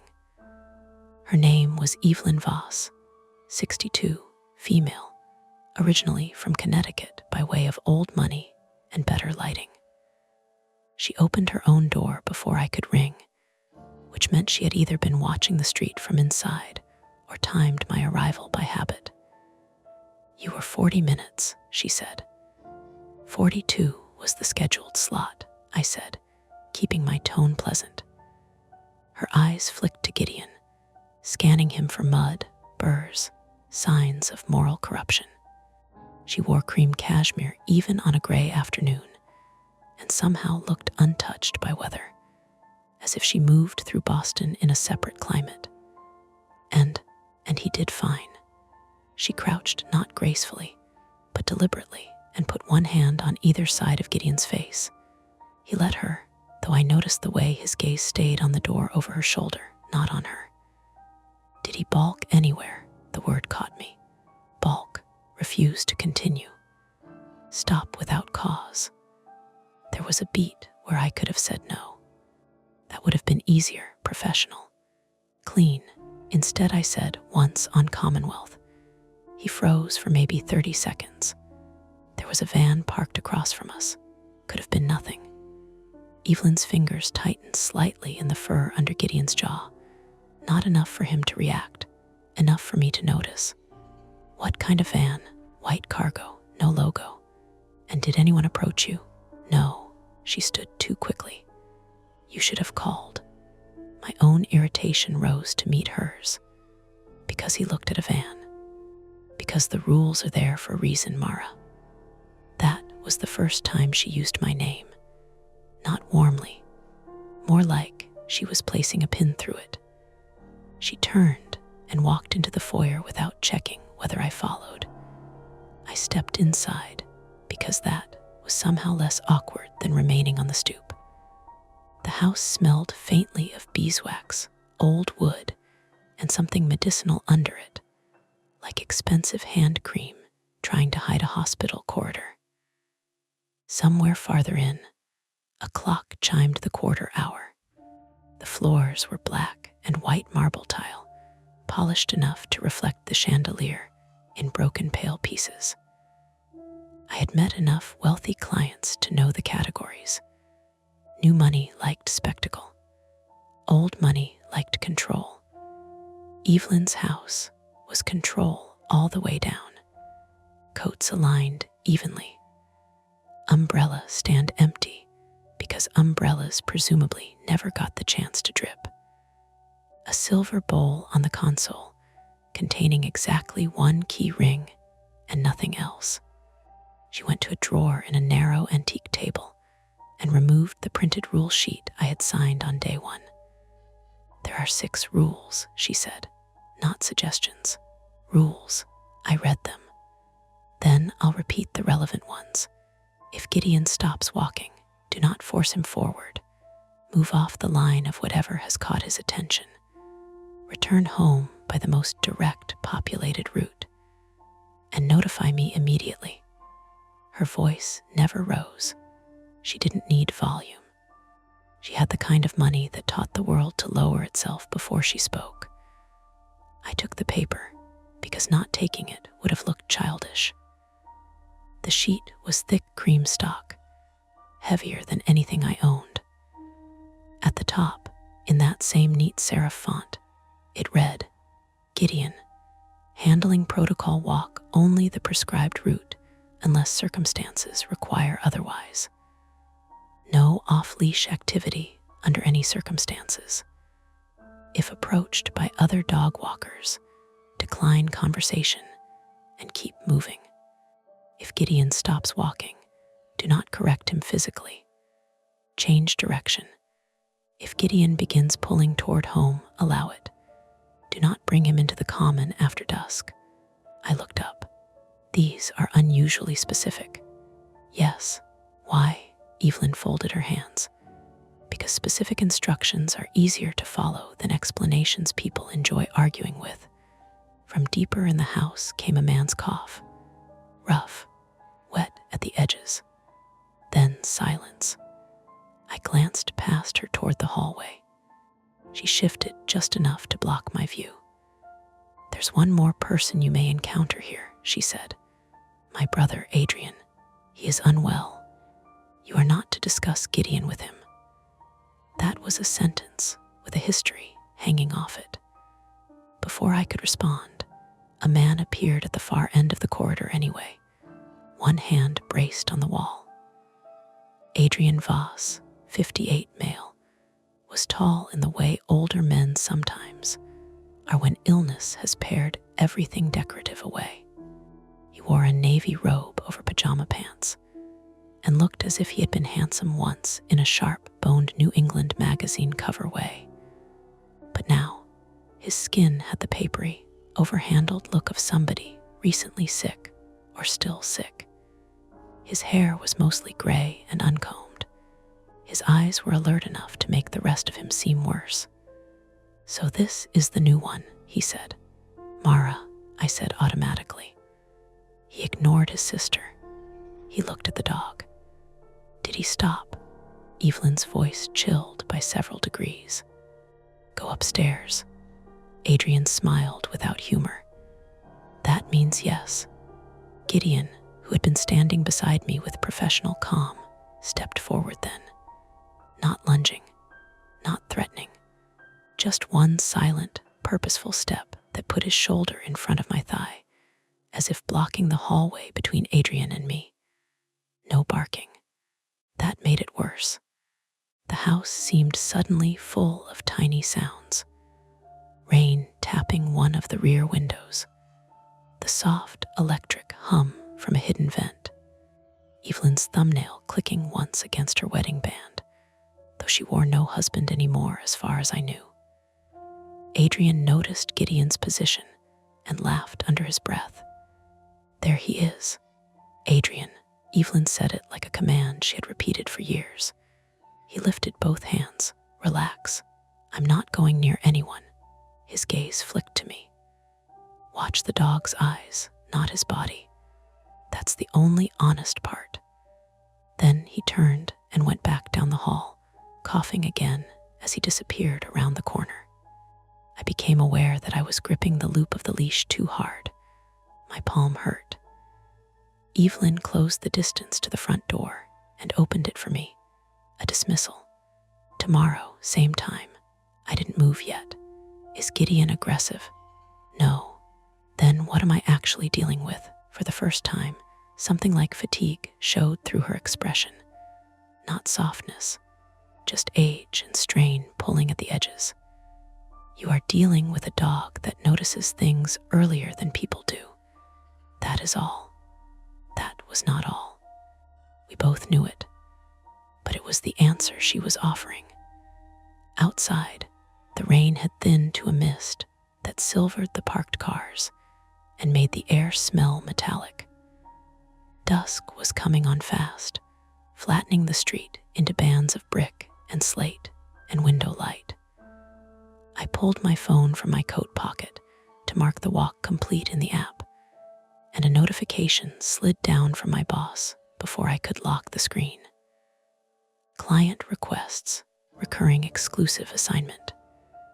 Premium rate if accepted. Below it, Evelyn Voss daily weekday walk, possible evenings, starting immediately. I stood under the townhouse awning and stared at the message while people passed on the sidewalk with groceries and umbrellas and damp scarves, each carrying some private, ordinary problem. Premium rate. Enough to cover rent without juggling weekend shifts. Enough to replace the boots I'd resoled twice. Enough to maybe stop pretending my camera equipment in the closet was an investment instead of a monument to a version of myself I'd misplaced. Through the beveled glass of the front door, I could see only a fractured slice of the foyer. Movement crossed it once, big, black, silent. Gideon, or maybe just his reflection. My phone buzzed again. Unknown number, I answered before thinking. Hello. At first I heard only street noise, not mine. Traffic. A gull maybe. Then a man's voice, low and roughened, like he was either sick or trying not to be recognized. If the dog takes you home early, he said, don't use your own keys to get inside. I stopped breathing for a second. Who is this? The line clicked dead. I pulled the phone away and stared at the screen. No name, no voicemail. Just the wet city around me, the dim street, and my own face reflected faintly over the call log, eyes wider than I liked seeing. Inside my coat pocket, the rule sheet crackled where I'd folded it. Accept assignment, decline it, or call the number back. Those were the obvious choices. I stood there long enough for the mist to soak through my hair at the temples, and for one upstairs window of the Voss house to glow on, pale yellow behind drawn curtains. Then my phone buzzed a third time. A text from my boss. Take it. Client says you seem calm. I actually laughed once at that, short and humorless, alone under the awning while the city moved around me. Calm was what people called you when you'd gotten good at looking still from the outside. I looked down at the unknown number again, thumb hovering over it, with the folded rules in one pocket and the new contract waiting in the app. Behind me, through layers of wood and stone and polished hallways, was a dog that stopped for blank vans and stepped between strangers and my body without a sound. I had not yet decided whether I was being hired for a very strange dog walking job or carefully guided towards something I did not understand. But I knew, standing there in the damp November light, that pretending nothing was off had already become impossible. And the worst part was that I wanted the money enough to step closer anyway. The next morning started like a job I could still pretend was normal. Cold air, pale sun, Boston doing its weekday choreography of commuters and delivery trucks and dogs that belonged to people who never touched their own trash cans. I arrived on Marlborough Street a few minutes early because I always did that when something unsettled me. Being early gave me time to study things. The Voss townhouse looked exactly as it had the day before. Limestone facade, tall windows, polished brass numbers. No van parked nearby. Still, I checked the side streets before I rang the bell. Nothing.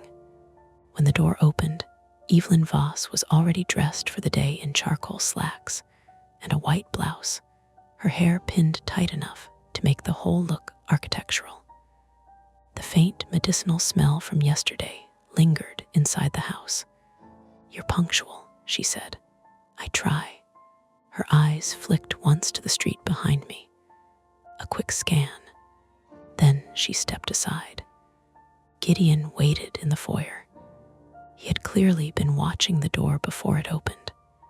His body was angled toward the threshold, head high, ears slightly forward. The moment he saw me, the tension drained out of his shoulders in a visible wave. It wasn't affection exactly. Recognition. "Morning, buddy," I said, crouching slightly so I could clip the leash to his collar. His coat was warm under my palm, thick and clean, smelling faintly of cedar shampoo. "Did you consider the assignment?" Evelyn asked. I did, and I straightened, sliding the leash loop over my wrist. "I'll take it." She nodded once. No smile, just confirmation, like a contract being notarized. "Good. Then we will begin with a minor adjustment." I didn't like the phrase minor adjustment, which is, "You will shorten today's route." Why? Because my brother wandered last night.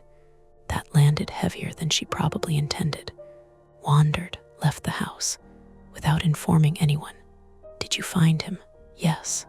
"How?" "Gideon." The dog's ears flicked at his name, but he didn't look up. I felt a small knot form somewhere under my ribs. "And now?" I asked. Evelyn folded her arms. "Now Adrian is resting, but he may attempt it again." "You want me to what exactly?" "If Gideon pulls toward home today, you will not resist. That's already Rule 5. "Yes," which suggests it might actually happen. "Correct." I let that sit for a second. "Where did you find Adrian?" 2 blocks from here." "Doing what?" "Walking." There was a silence where neither of us believed that was the whole story. Before I could ask anything else, a rough cough echoed down the hallway again. Adrian appeared in the corridor doorway. He looked worse than yesterday. Adrian Voss, 58 male, leaned one shoulder against the wall as if gravity had become negotiable overnight. His robe hung looser. His eyes, though, were sharp enough to feel like a light switched on in a dark room. "Well," he said, looking at me, "she's still here." Evelyn didn't turn around. "You should be in bed." "I should be a lot of places," he replied. His gaze drifted to Gideon. "You stopping again today?" The dog stared back. I noticed something strange then. Gideon wasn't wagging his tail, not tucked, not rigid, just still. Adrian gave a soft laugh. "That's what I thought." Evelyn's voice dropped. "Adrian, relax. I'm not telling her anything." His eyes flicked back to me. "But if he drags you somewhere, don't argue with him." "That's literally the rule sheet," I said. "Yes," Adrian said quietly. "But the rules weren't written for you." Then he coughed hard enough to bend forward. Evelyn turned then, irritation cutting through her control. "Go upstairs." Adrian waved one dismissive hand and shuffled back down the hallway. The house felt smaller after he disappeared. "Time," Evelyn said, opening the door again. Outside, the morning had warmed just enough that yesterday's drizzle had turned to a low gray mist hugging the street. Gideon stepped out beside me. We started down Marlborough. For the first 15 minutes, nothing happened. Dogs barked behind wrought iron fences. A cyclist swore at a taxi that cut too close to the curb. Somewhere nearby, a construction crew hammered at something metal, each strike echoing down the brick canyon of the street. Gideon walked smoothly, head level, pace steady. If I hadn't known about the van yesterday, I would have called him the easiest dog in Boston. We crossed Arlington. The public garden trees were stripped bare now, their branches webbing against the sky. I kept watching reflections in windows. That's the thing about suspicion. Once it gets into your bones, it never walks quietly again. At the edge of Commonwealth Avenue Mall, Gideon slowed, not stopping, just slower. I followed his gaze automatically. Across the street, a man stood beside a parked car pretending to look at his phone. 35, maybe 40. Gray jacket, ball cap pulled low. Could have been anyone. Could have been no one. Gideon kept walking. We passed him. The man didn't look up. Another block. Then Gideon stopped, hard, exactly like yesterday. Leash snapped tight. My stomach dropped. He was staring at something behind us. I remembered Rule 4. Do not force him forward. Change direction. So I stepped sideways off the sidewalk and crossed the street. Gideon moved instantly. We walked fast now. I could hear footsteps behind us. Not running, but faster than normal. I glanced back. Gray jacket, ball cap, same guy. Maybe coincidence, maybe not. Gideon's pace increased. We turned down a narrower side street lined with parked cars. Footsteps behind us again. Closer now. Okay, I muttered under my breath. I didn't run. Running makes you pray. Instead, I pulled my phone out and held it loosely in my hand. Behind us, the footsteps stopped. When I glanced back again, the man had paused beside a mailbox, phone out, looking like someone waiting for a ride. Maybe I'd imagined it. Maybe, but Gideon didn't slow down. He kept glancing behind us. Then something happened that made my pulse spike. He began pulling, not randomly, not distracted, purposefully, toward home. Rule 5. If Gideon begins pulling toward home, allow it. All right, I said quietly. Your call. We turned 2 blocks, 3. His pace kept increasing. Halfway down Marlboro, he was practically dragging me. People looked as we passed. Big dog, fast walker, nothing strange. Until we reached the townhouse. Gideon stopped dead. Right outside the door. He didn't bark. He didn't scratch. He just stood there, waiting. Rule sheet crinkled in my coat pocket. If the dog takes you home early, the voice from the phone call slid back into my head. Don't use your own keys. I stared at the door, then at Gideon. What do you think's in there? I asked quietly. He stared at the door. Behind us, a car rolled slowly down the street. I glanced over my shoulder. White cargo van. Same blank side panel. Moving very slowly. My chest tightened. The van passed the townhouse. Didn't stop, just kept going. But the driver's head turned, watching. I looked back at the door. Rule sheet said nothing about this exact situation, just procedures. Gideon suddenly shifted position. He stepped directly between me and the sidewalk, facing the street, not the door, his body rigid, watching the direction the van had gone. A long moment passed. Then, from inside the house, a crash. Heavy. Something large hitting the floor. Gideon spun toward the door. Low rumble in his chest. Another sound. A man shouting.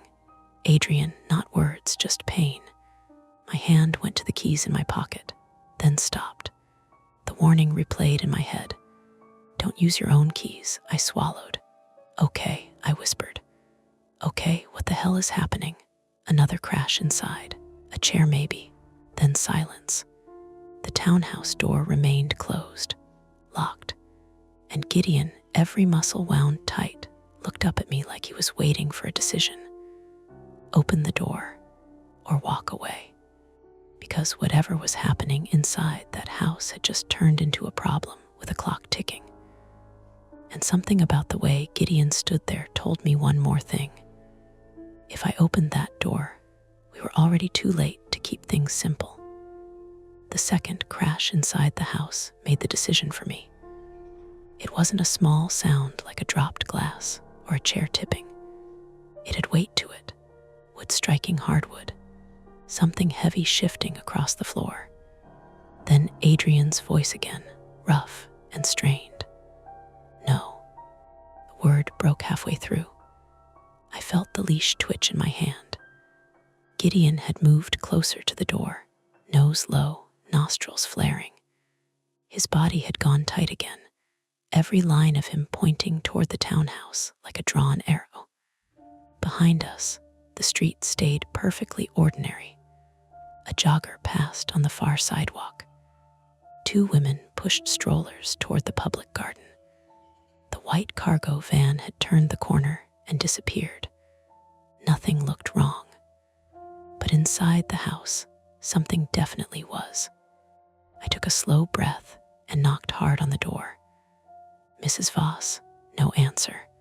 Another knock. Evelyn, still nothing. Gideon let out a quiet, vibrating rumble.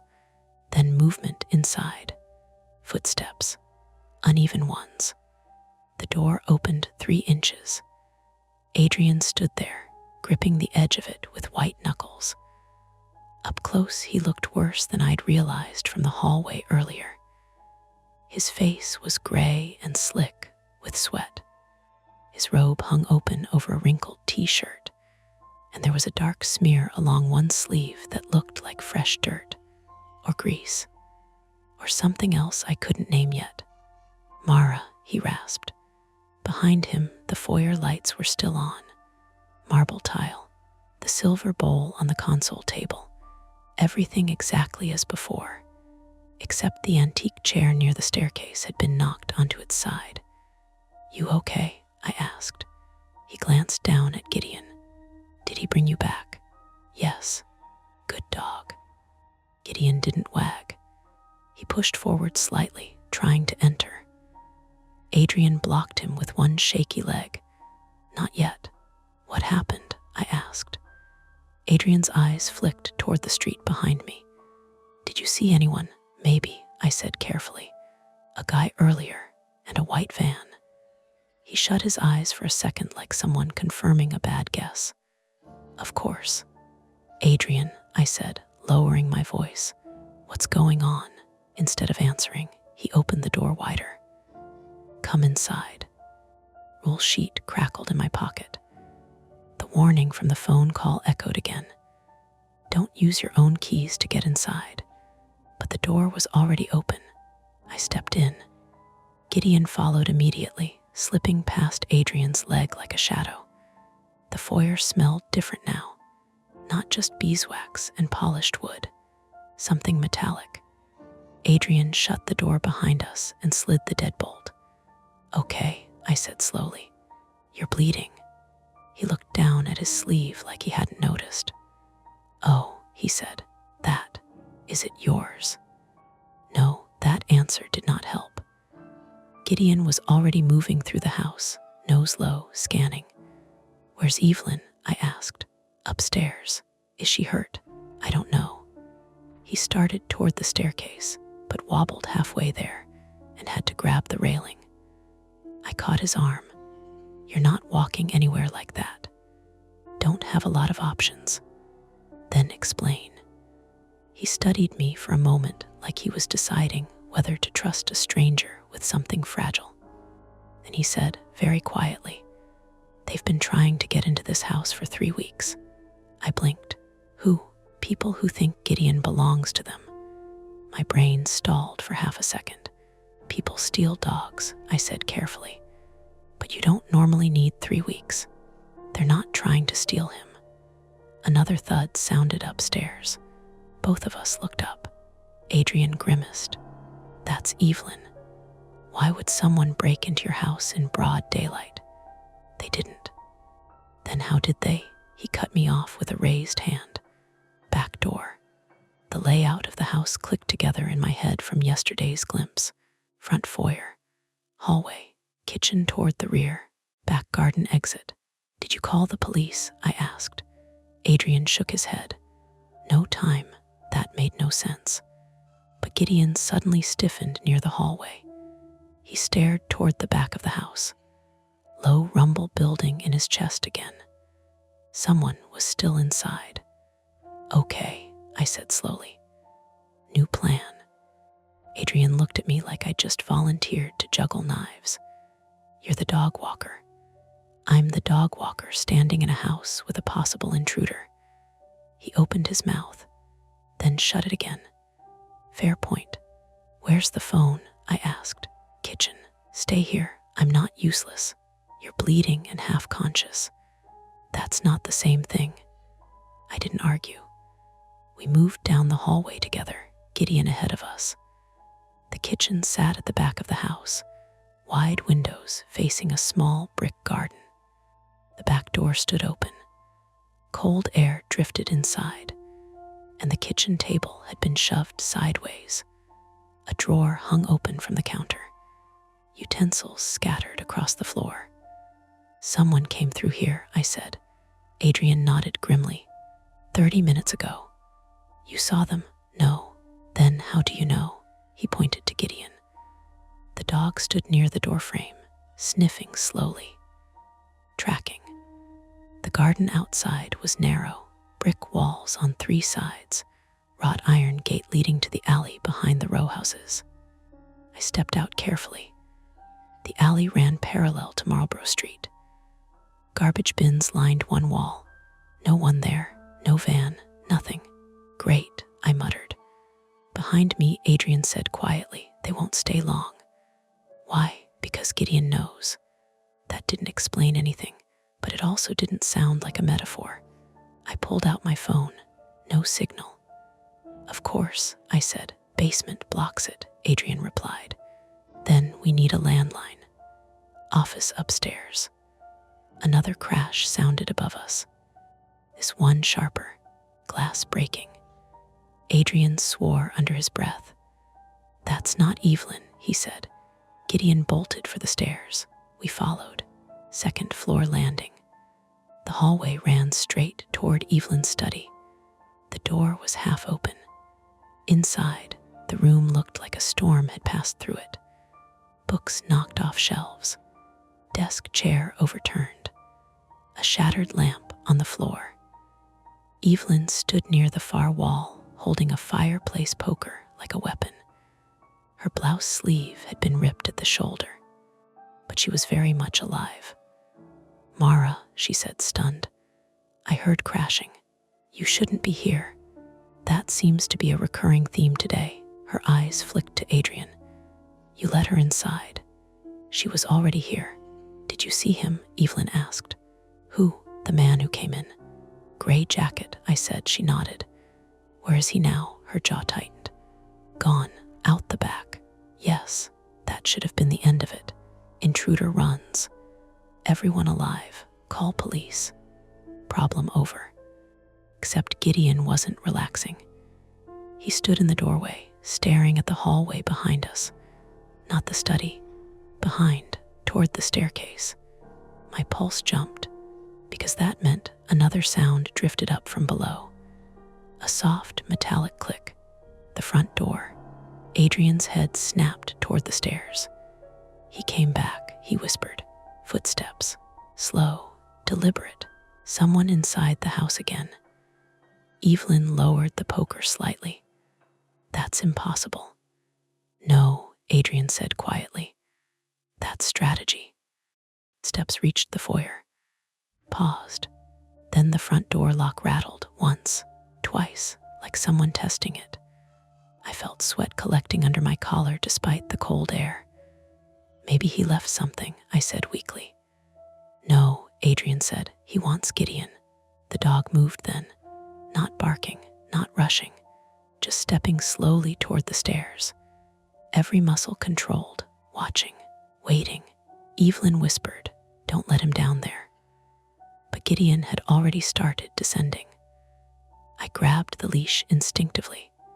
He didn't resist, but he also didn't stop. We moved down the staircase together. Halfway down, I saw the foyer, and the man standing inside it.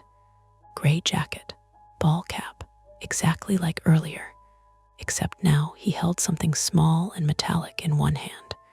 A syringe. He looked up, saw Gideon, and smiled. "That's the dog," he said. Everything in the house seemed to tighten at once. Behind me, Evelyn inhaled sharply. Adrian whispered a curse. Gideon stepped onto the final stair.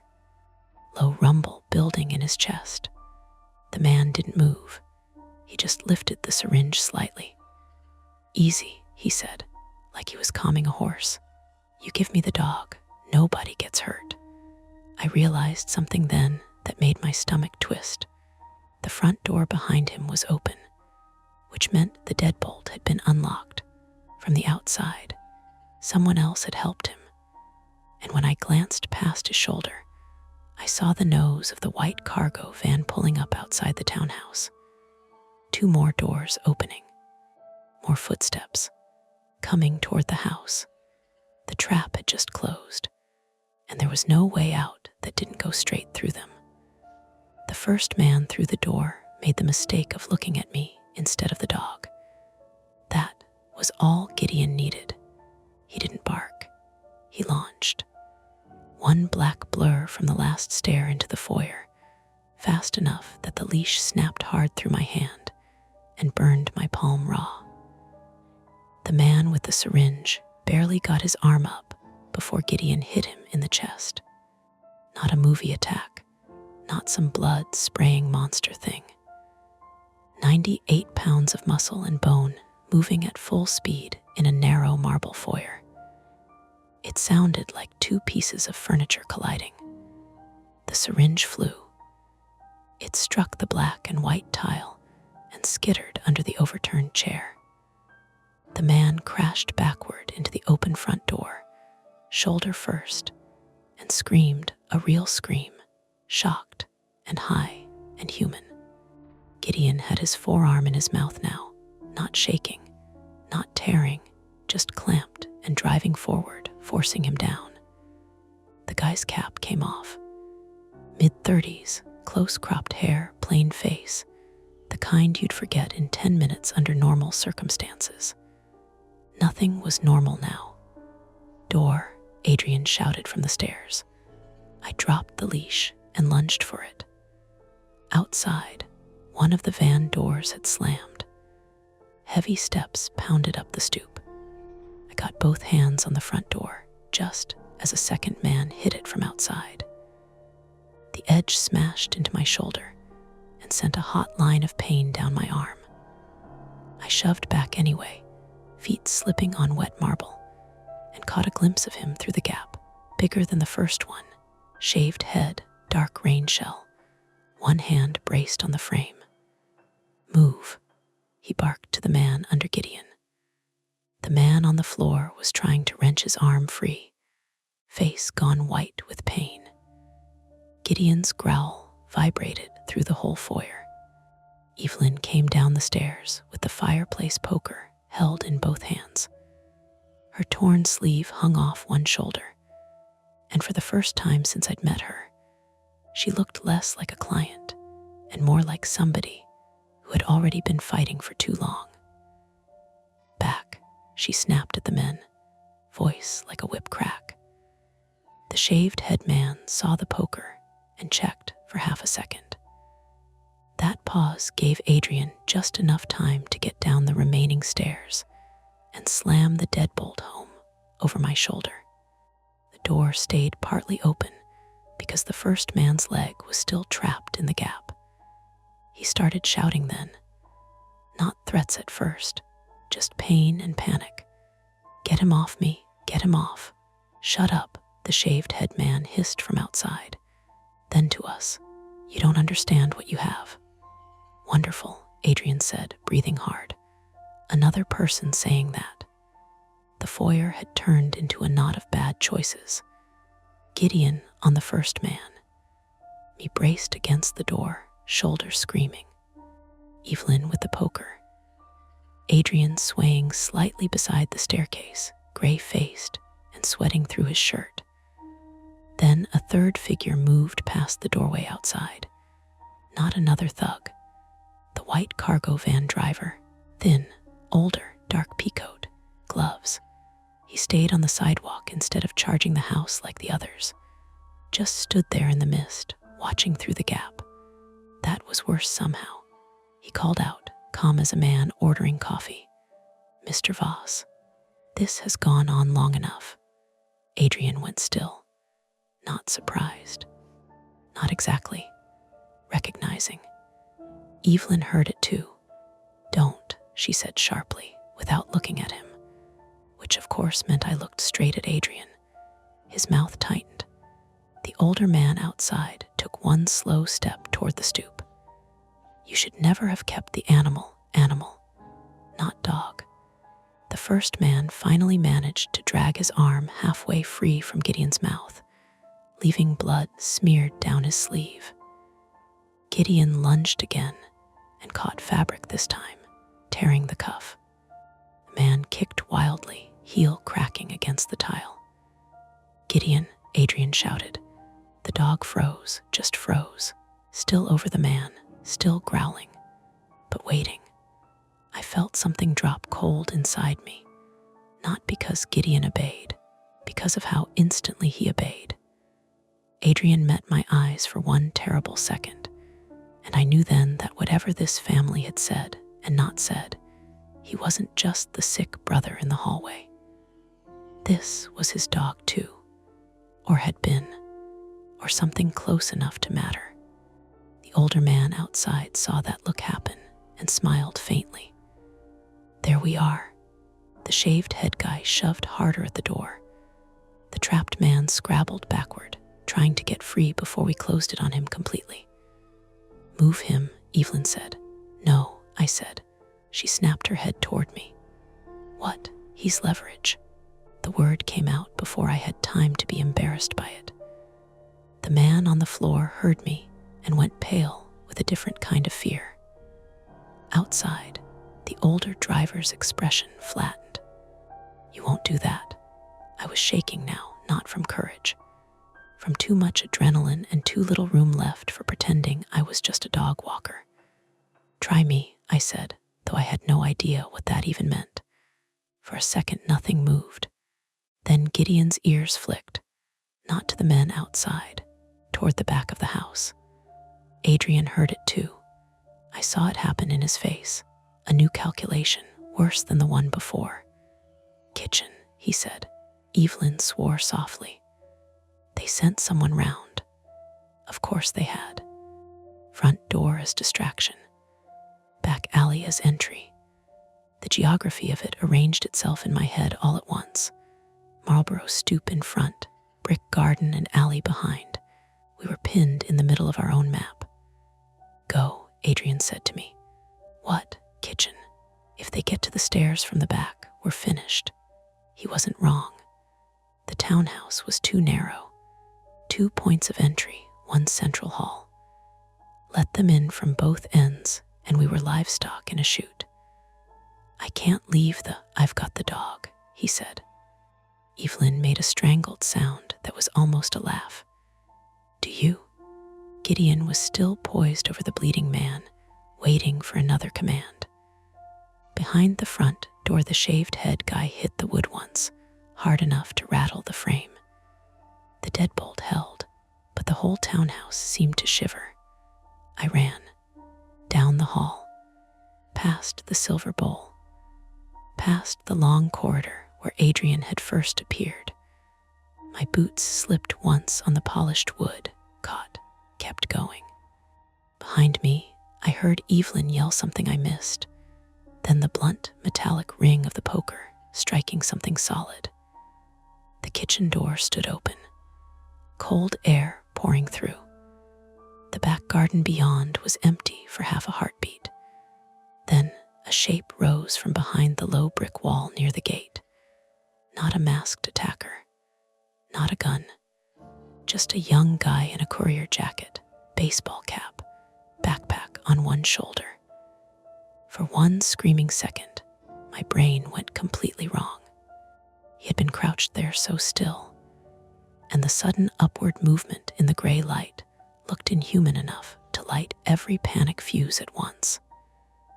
Then he blurted, "I'm from Caviar, what the fuck? Food delivery." Just some poor bastard with takeout, staring at the open door, and the wrecked kitchen and me barreling toward him wild-eyed with a leash loop dangling from my wrist. "Get out of here," I shouted. He did. Nearly fell backward through the alley gate in his hurry, one bag dropping and spilling cartons onto the wet brick.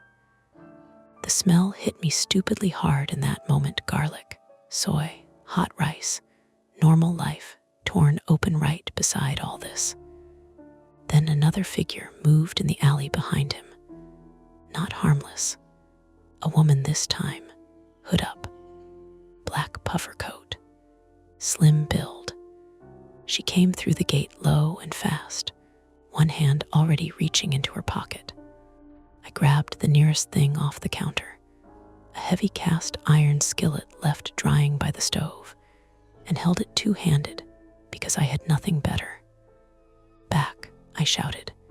She looked maybe my age, no mask, just focused in that flat, unpleasant way people get when they've decided you're an obstacle instead of a person. "Move," she said. "No." She pulled out not a gun, thank God, but a short canister of pepper spray. I swung the skillet before I had time to think. It hit the gate, not her, with a gong-like crash that jarred my wrists to the elbow. She flinched sideways and sprayed anyway. The orange mist caught my cheek instead of my eyes, but it was enough. Fire bloomed across my skin. I stumbled back into the kitchen table, hips slamming wood. She came through the doorway. I threw the skillet this time. Ugly throw, desperate. It clipped her forearm hard enough to spin the spray can into the wall. It clattered under a cabinet. Then Gideon was there. I hadn't even heard him come down the hall. He hit her lower this time, around the thigh and hip, driving her sideways into the doorframe. She screamed and folded, hands up over her face. Gideon didn't bite down fully. He pinned, weight and threat, and that awful vibrating growl. I grabbed the back door and kicked it shut with all my strength, then fumbled for the lock. It clicked. My cheek felt flayed open. Tears streamed involuntarily from the pepper spray burn. My shoulder throbbed. My palm was split where the leash had burned it. "Good dog," I gasped, because apparently that was the only coherent thing left in my head. From the foyer came a shout. Male. Then Evelyn yelling my name. I bent, grabbed the pepper spray can from under the cabinet, and ran back with Gideon at my side. The scene in the foyer had gotten worse in the minute I'd been gone. The first man had been dragged out through the partially opened front door, leaving a streak of blood across the tile. The shaved head guy had gotten one arm through the gap and was grappling with Adrian, trying to wrench the deadbolt loose, while Adrian used his whole body weight to hold it shut, which wasn't much weight anymore. His robe had fallen open completely, and beneath the t-shirt, I could see how thin he really was. His illness, whatever it was, had hollowed him out. Evelyn swung the poker again and caught the man's forearm. He cursed and jerked back. The older driver remained on the sidewalk, still not rushing in, still directing. "Enough," he called. "You're going to kill him, Adrian." Adrian laughed once, breathless and ugly. That was your plan.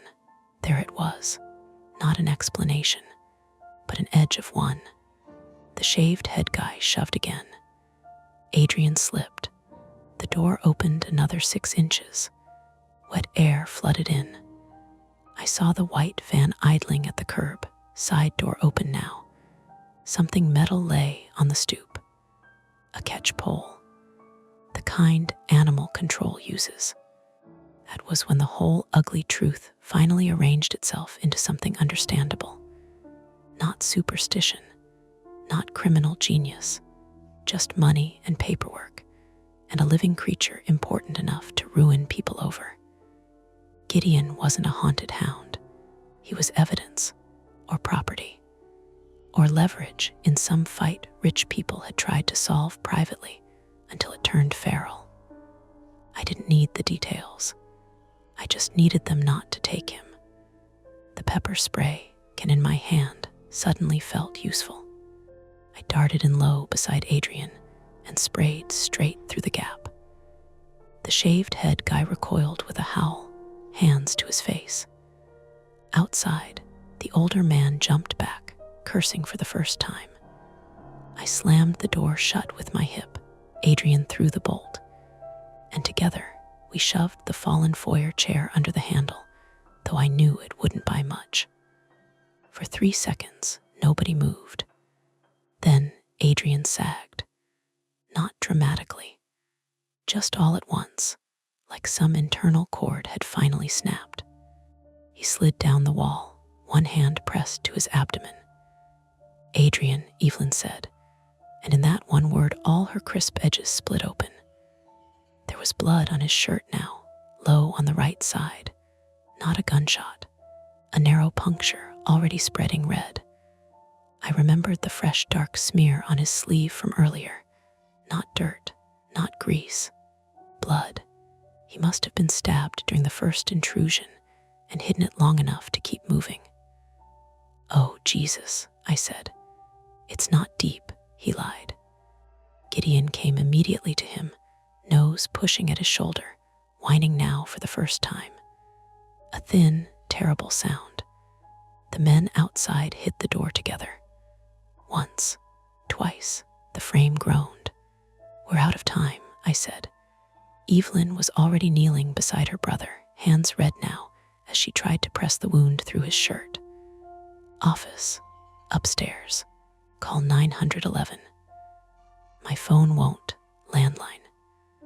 I grabbed the leash from the floor and clipped it back onto Gideon with fingers that didn't want to work. "Come on." Adrian caught my wrist as I turned. His grip was shockingly strong for a dying-looking man. "No, what? Not upstairs." Another slam on the door. He pulled me closer. "Basement." Every instinct said no. Basements in old townhouses are where horror stories go stupid. But his eyes were clear, feverish, in pain, but clear. Why? Because that's where the papers are. And if they get him, he glanced at Gideon, then at his sister. It happens again. Evelyn looked up at me, and for the first time, there was no hauteur left in her at all. Just fear. Mara. No full explanation. No time for one. Another impact hit the front door hard enough to crack the wood near the lock. Retreat was already impossible. Police might come, but Boston traffic and private addresses, and the simple amount of time it takes for help to become real, none of that lived in our favor. If we ran out the back, the alley team would take Gideon. If we stayed in the foyer, the front door would fail. Upstairs was a trap. The basement, at least, had one thing the others wanted badly enough to risk daylight and blood for. Maybe records. Maybe proof. Maybe the reason a dog walker had become part of this at all. The point of no return didn't feel like courage. It felt like arithmetic. I hauled Adrian to his feet, with one arm under his shoulder. He cried out despite himself. Evelyn took his other side. Gideon moved tight against our knees as we staggered toward the hall. Behind us, the front door split around the deadbolt with a dry, splintering crack. The men outside were coming in. Ahead, beyond the kitchen, a narrow staircase dropped to the basement level under the house. I could smell earth and old stone and furnace dust rising from it. Dark, confined, no easy exit. Exactly the sort of place you never choose unless every other choice has been used up. Evelyn hit the basement light switch. Dim yellow bulbs flickered on below. "Move," she said, so we did. Half carrying Adrian, half dragging him, with Gideon pressed against us, and the sound of the front door finally giving way behind. We went down into the house. And when Evelyn slammed the basement door over our heads and threw the bolt, I understood with complete, awful certainty that whatever happened next, I was no longer a witness. I was in it. The basement wasn't what I expected. Not dirt floor, not cobwebs, not the kind of cinematic darkness that makes every corner feel loaded.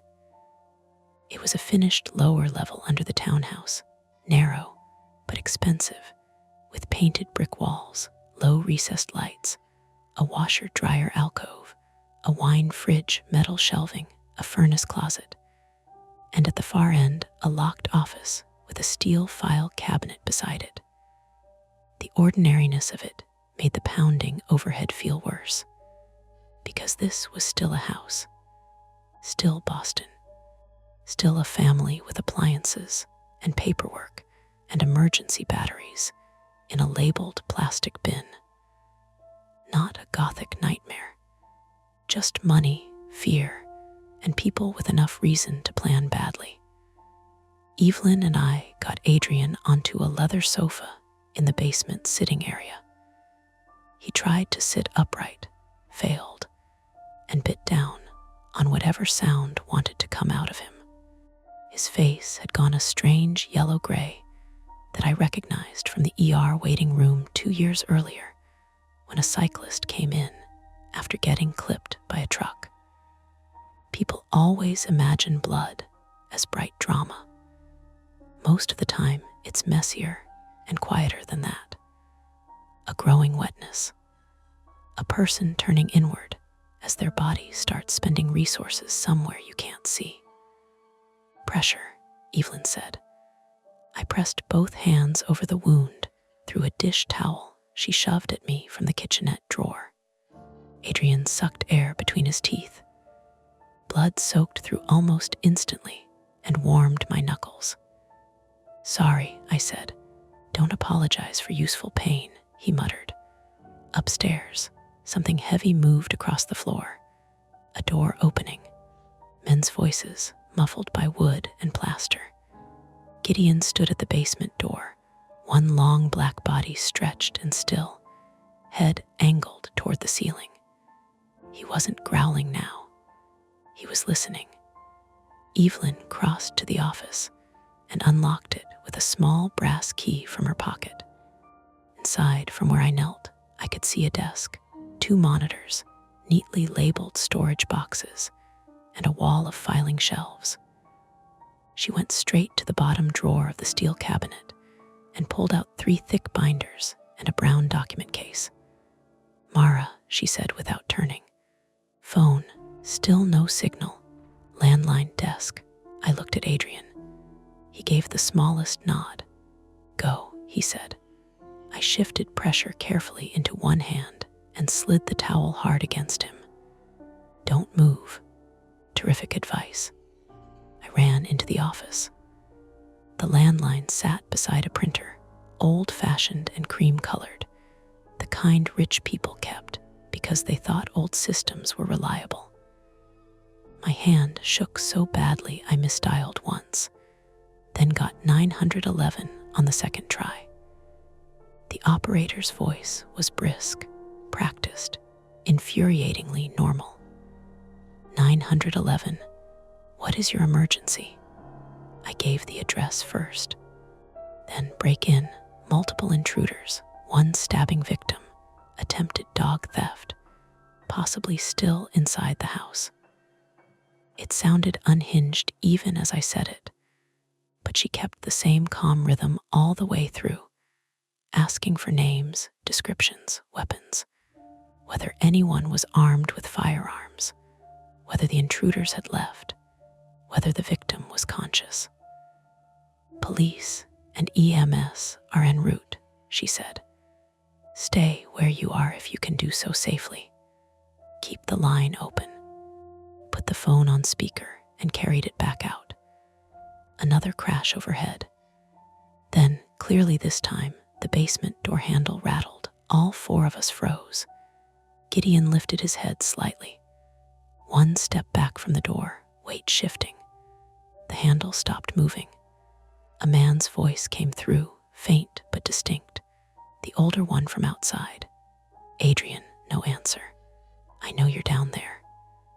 Adrian closed his eyes.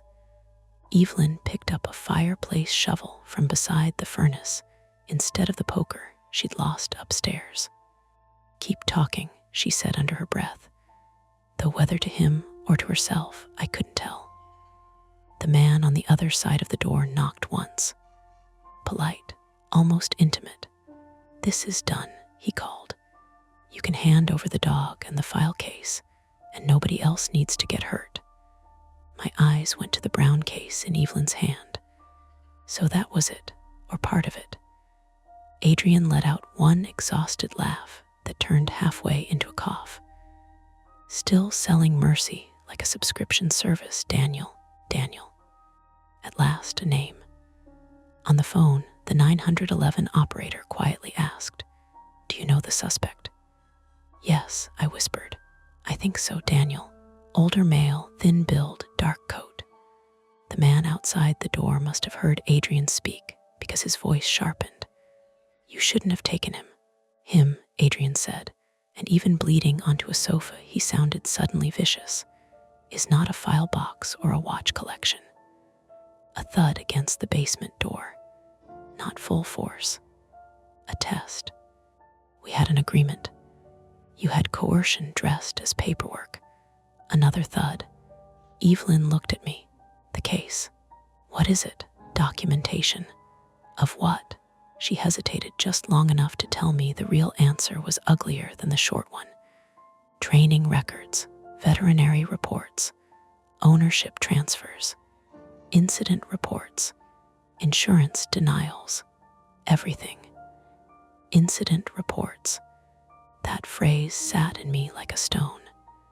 On the other side of the door, Daniel said, If the police arrive, none of this will stay private.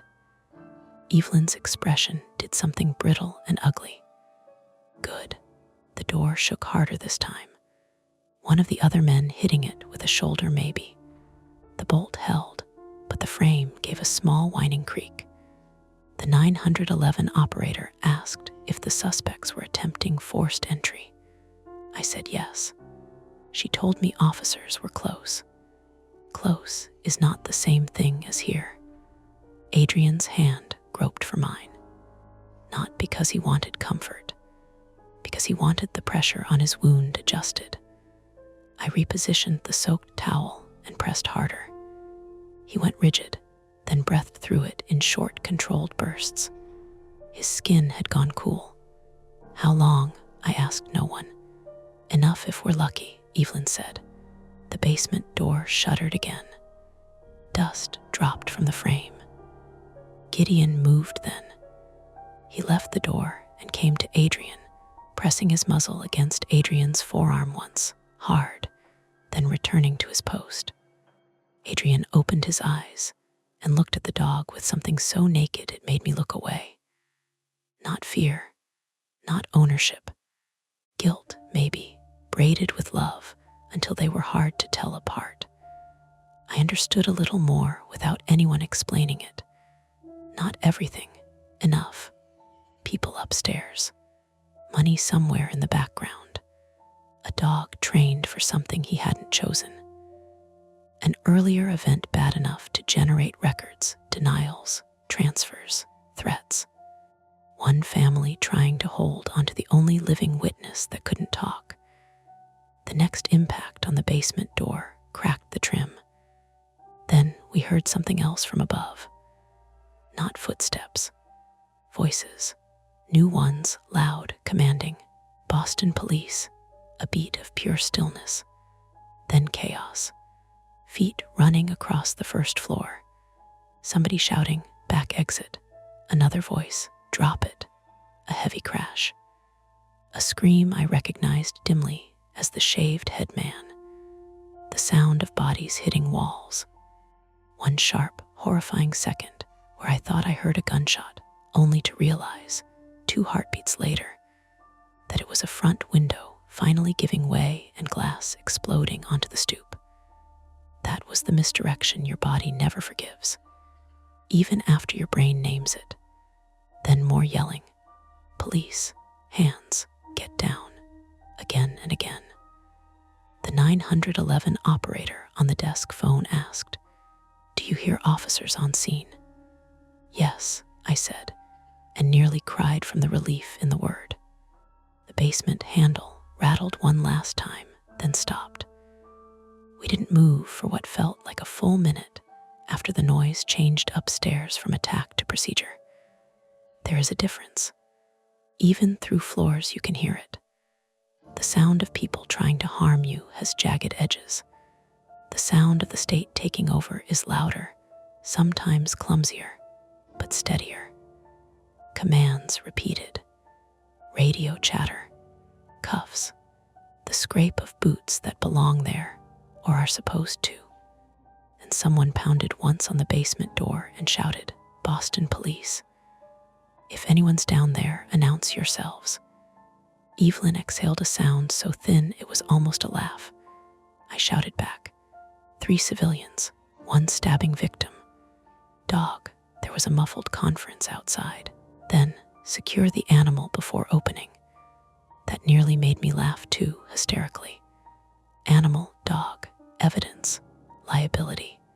Even rescue came with procedure. Adrian whispered, "Mara."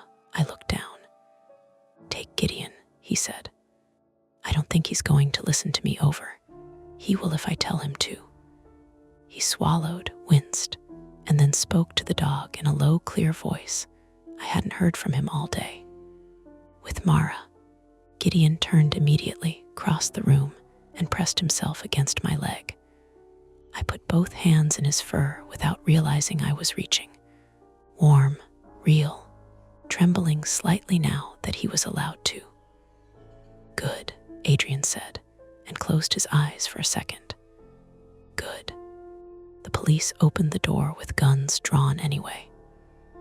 They saw the blood first, then Adrian on the couch, then Evelyn with the shovel, then me with my hands buried in the neck of a 100-pound black hound like a woman clinging to a banister in rough seas. Everything after that broke into bright, procedural pieces. A paramedic kneeling beside Adrian, cutting away his shirt, saying, "Sir, stay with me." A second paramedic checking my eyes after the pepper spray, washing my cheek with saline that stung so badly it made my teeth hurt. An officer photographing the basement door, then the document case, then the blood on the floor. Another officer asking me to repeat the sequence again and again, from the walk, from the van, from the call, from the first stop on Commonwealth Avenue. They wrote everything down. The female intruder from the kitchen was found in the garden trying to limp over the wall. The shaved head man was arrested in the foyer, half blinded from pepper spray.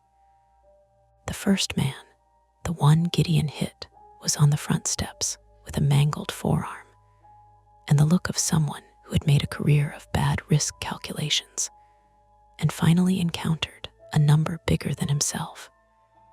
Daniel, the older driver, was found by the van with his hands visible and his expression composed, which somehow made him the worst of them. He looked at Adrian on the stretcher as they wheeled him through the foyer. "You still think this saves him?" he asked. Adrian, pale as butcher paper and strapped into place, opened his eyes long enough to say, "No, I think it stops you." I never saw Daniel's face change, not once. That was the unsettling part. Rage, I could understand. Panic, even grief. But he looked like a man inconvenienced by weather. The police took the document case. Not forever, they said. For chain of custody. For review. For evidence. Gideon watched them do it with his whole body tight. When one officer reached too casually for his collar, Gideon showed teeth, not a full snap, just a warning, and everyone in the room recalculated their distance. He goes nowhere without counsel present, Evelyn said automatically, still somehow conducting herself like she was speaking to a bank. An officer blinked. Ma'am, that applies to people. Evelyn looked at Gideon, then at the officer. It should apply to assets people have repeatedly attempted to steal. It was such a cold sentence for such a living creature that I nearly objected. Then I saw the way her hand hovered near Gideon's back without quite touching him. The restraint in it, the fear. She had been talking like that for so long, maybe she no longer knew how to say love without reducing it to protection. By the time they let me leave the basement level, the house had gone from private fortress to crime scene. Yellow markers on the floor, photos, mud on the marble, broken glass at the front, the silver bowl knocked off the console, blood drying dark in the grout where the first man had hit the tile. Outside, Marlborough Street looked insultingly normal. Dog walkers, strollers, a UPS truck, someone arguing into a headset about market volatility. The white cargo van now sat with both rear doors open while officers searched it. Inside were catch poles, restraints, a veterinary sedation kit, burner phones, photocopies of legal forms, and 2 folded blankets. I saw those when they wheeled past one open door and wished I hadn't. The blankets made it feel premeditated in a domestic way, like they had planned not just capture but transport, duration, aftercare, even. A whole system built around taking something breathing and treating it as movable leverage. An EMT wrapped my palm, checked my shoulder, and told me I should go to urgent care after I gave my statement.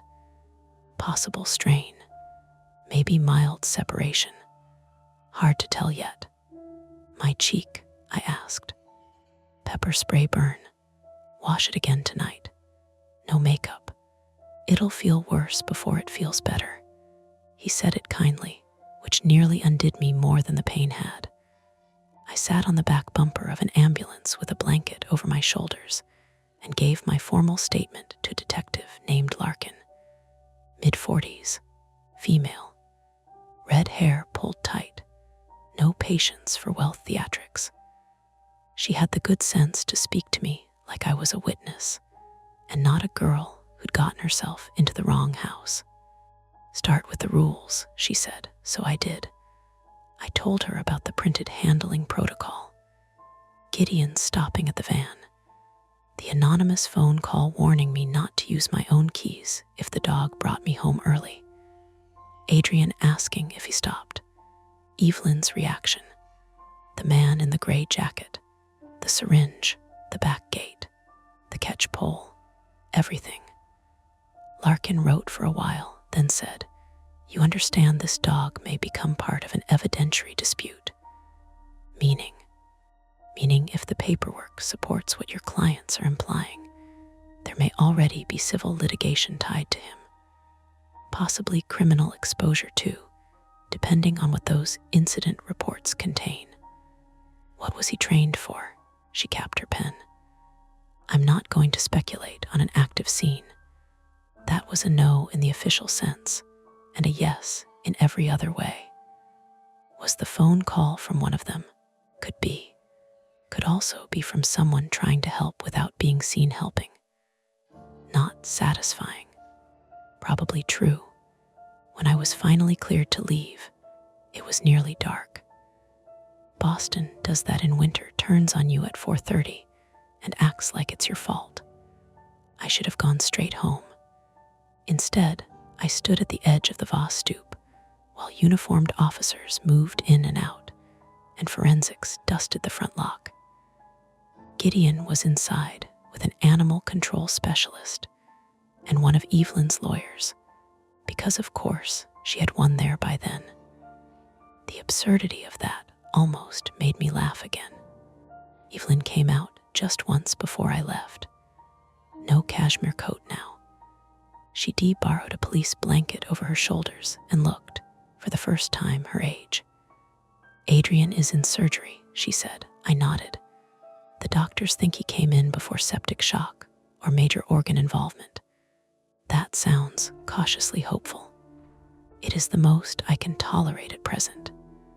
We stood together in the cold for a moment, both looking at the same wrecked front door. Then she said, "You should not come back." The sentence landed oddly. Not insulting, protective maybe, or ashamed. "I wasn't planning to dog walk tomorrow," I said. Her mouth moved like it almost remembered how to smile and gave up. "That is not what I meant." I looked at her. She kept her eyes on the street. "There will be statements, press interest if the records are what I think they are, civil motions, criminal hearings. If you remain attached to us professionally, they will keep finding ways to involve you." "I'm already involved." "Yes," she said softly. "That is precisely why I am trying belatedly to do one decent thing." She handed me an envelope. Thick, probably too much money. I didn't take it at first. "It's not hush money," she said, and the fact that she said it first meant it had crossed her mind too. "It's lost wages. And hazard, if you prefer honesty." I took it because rent is rent, and because refusing money from the rich after they've bled on you feels more symbolic than useful. At the curb, Detective Larkin called my name. "One more thing." I went over. She held up a photocopy in a clear evidence sleeve.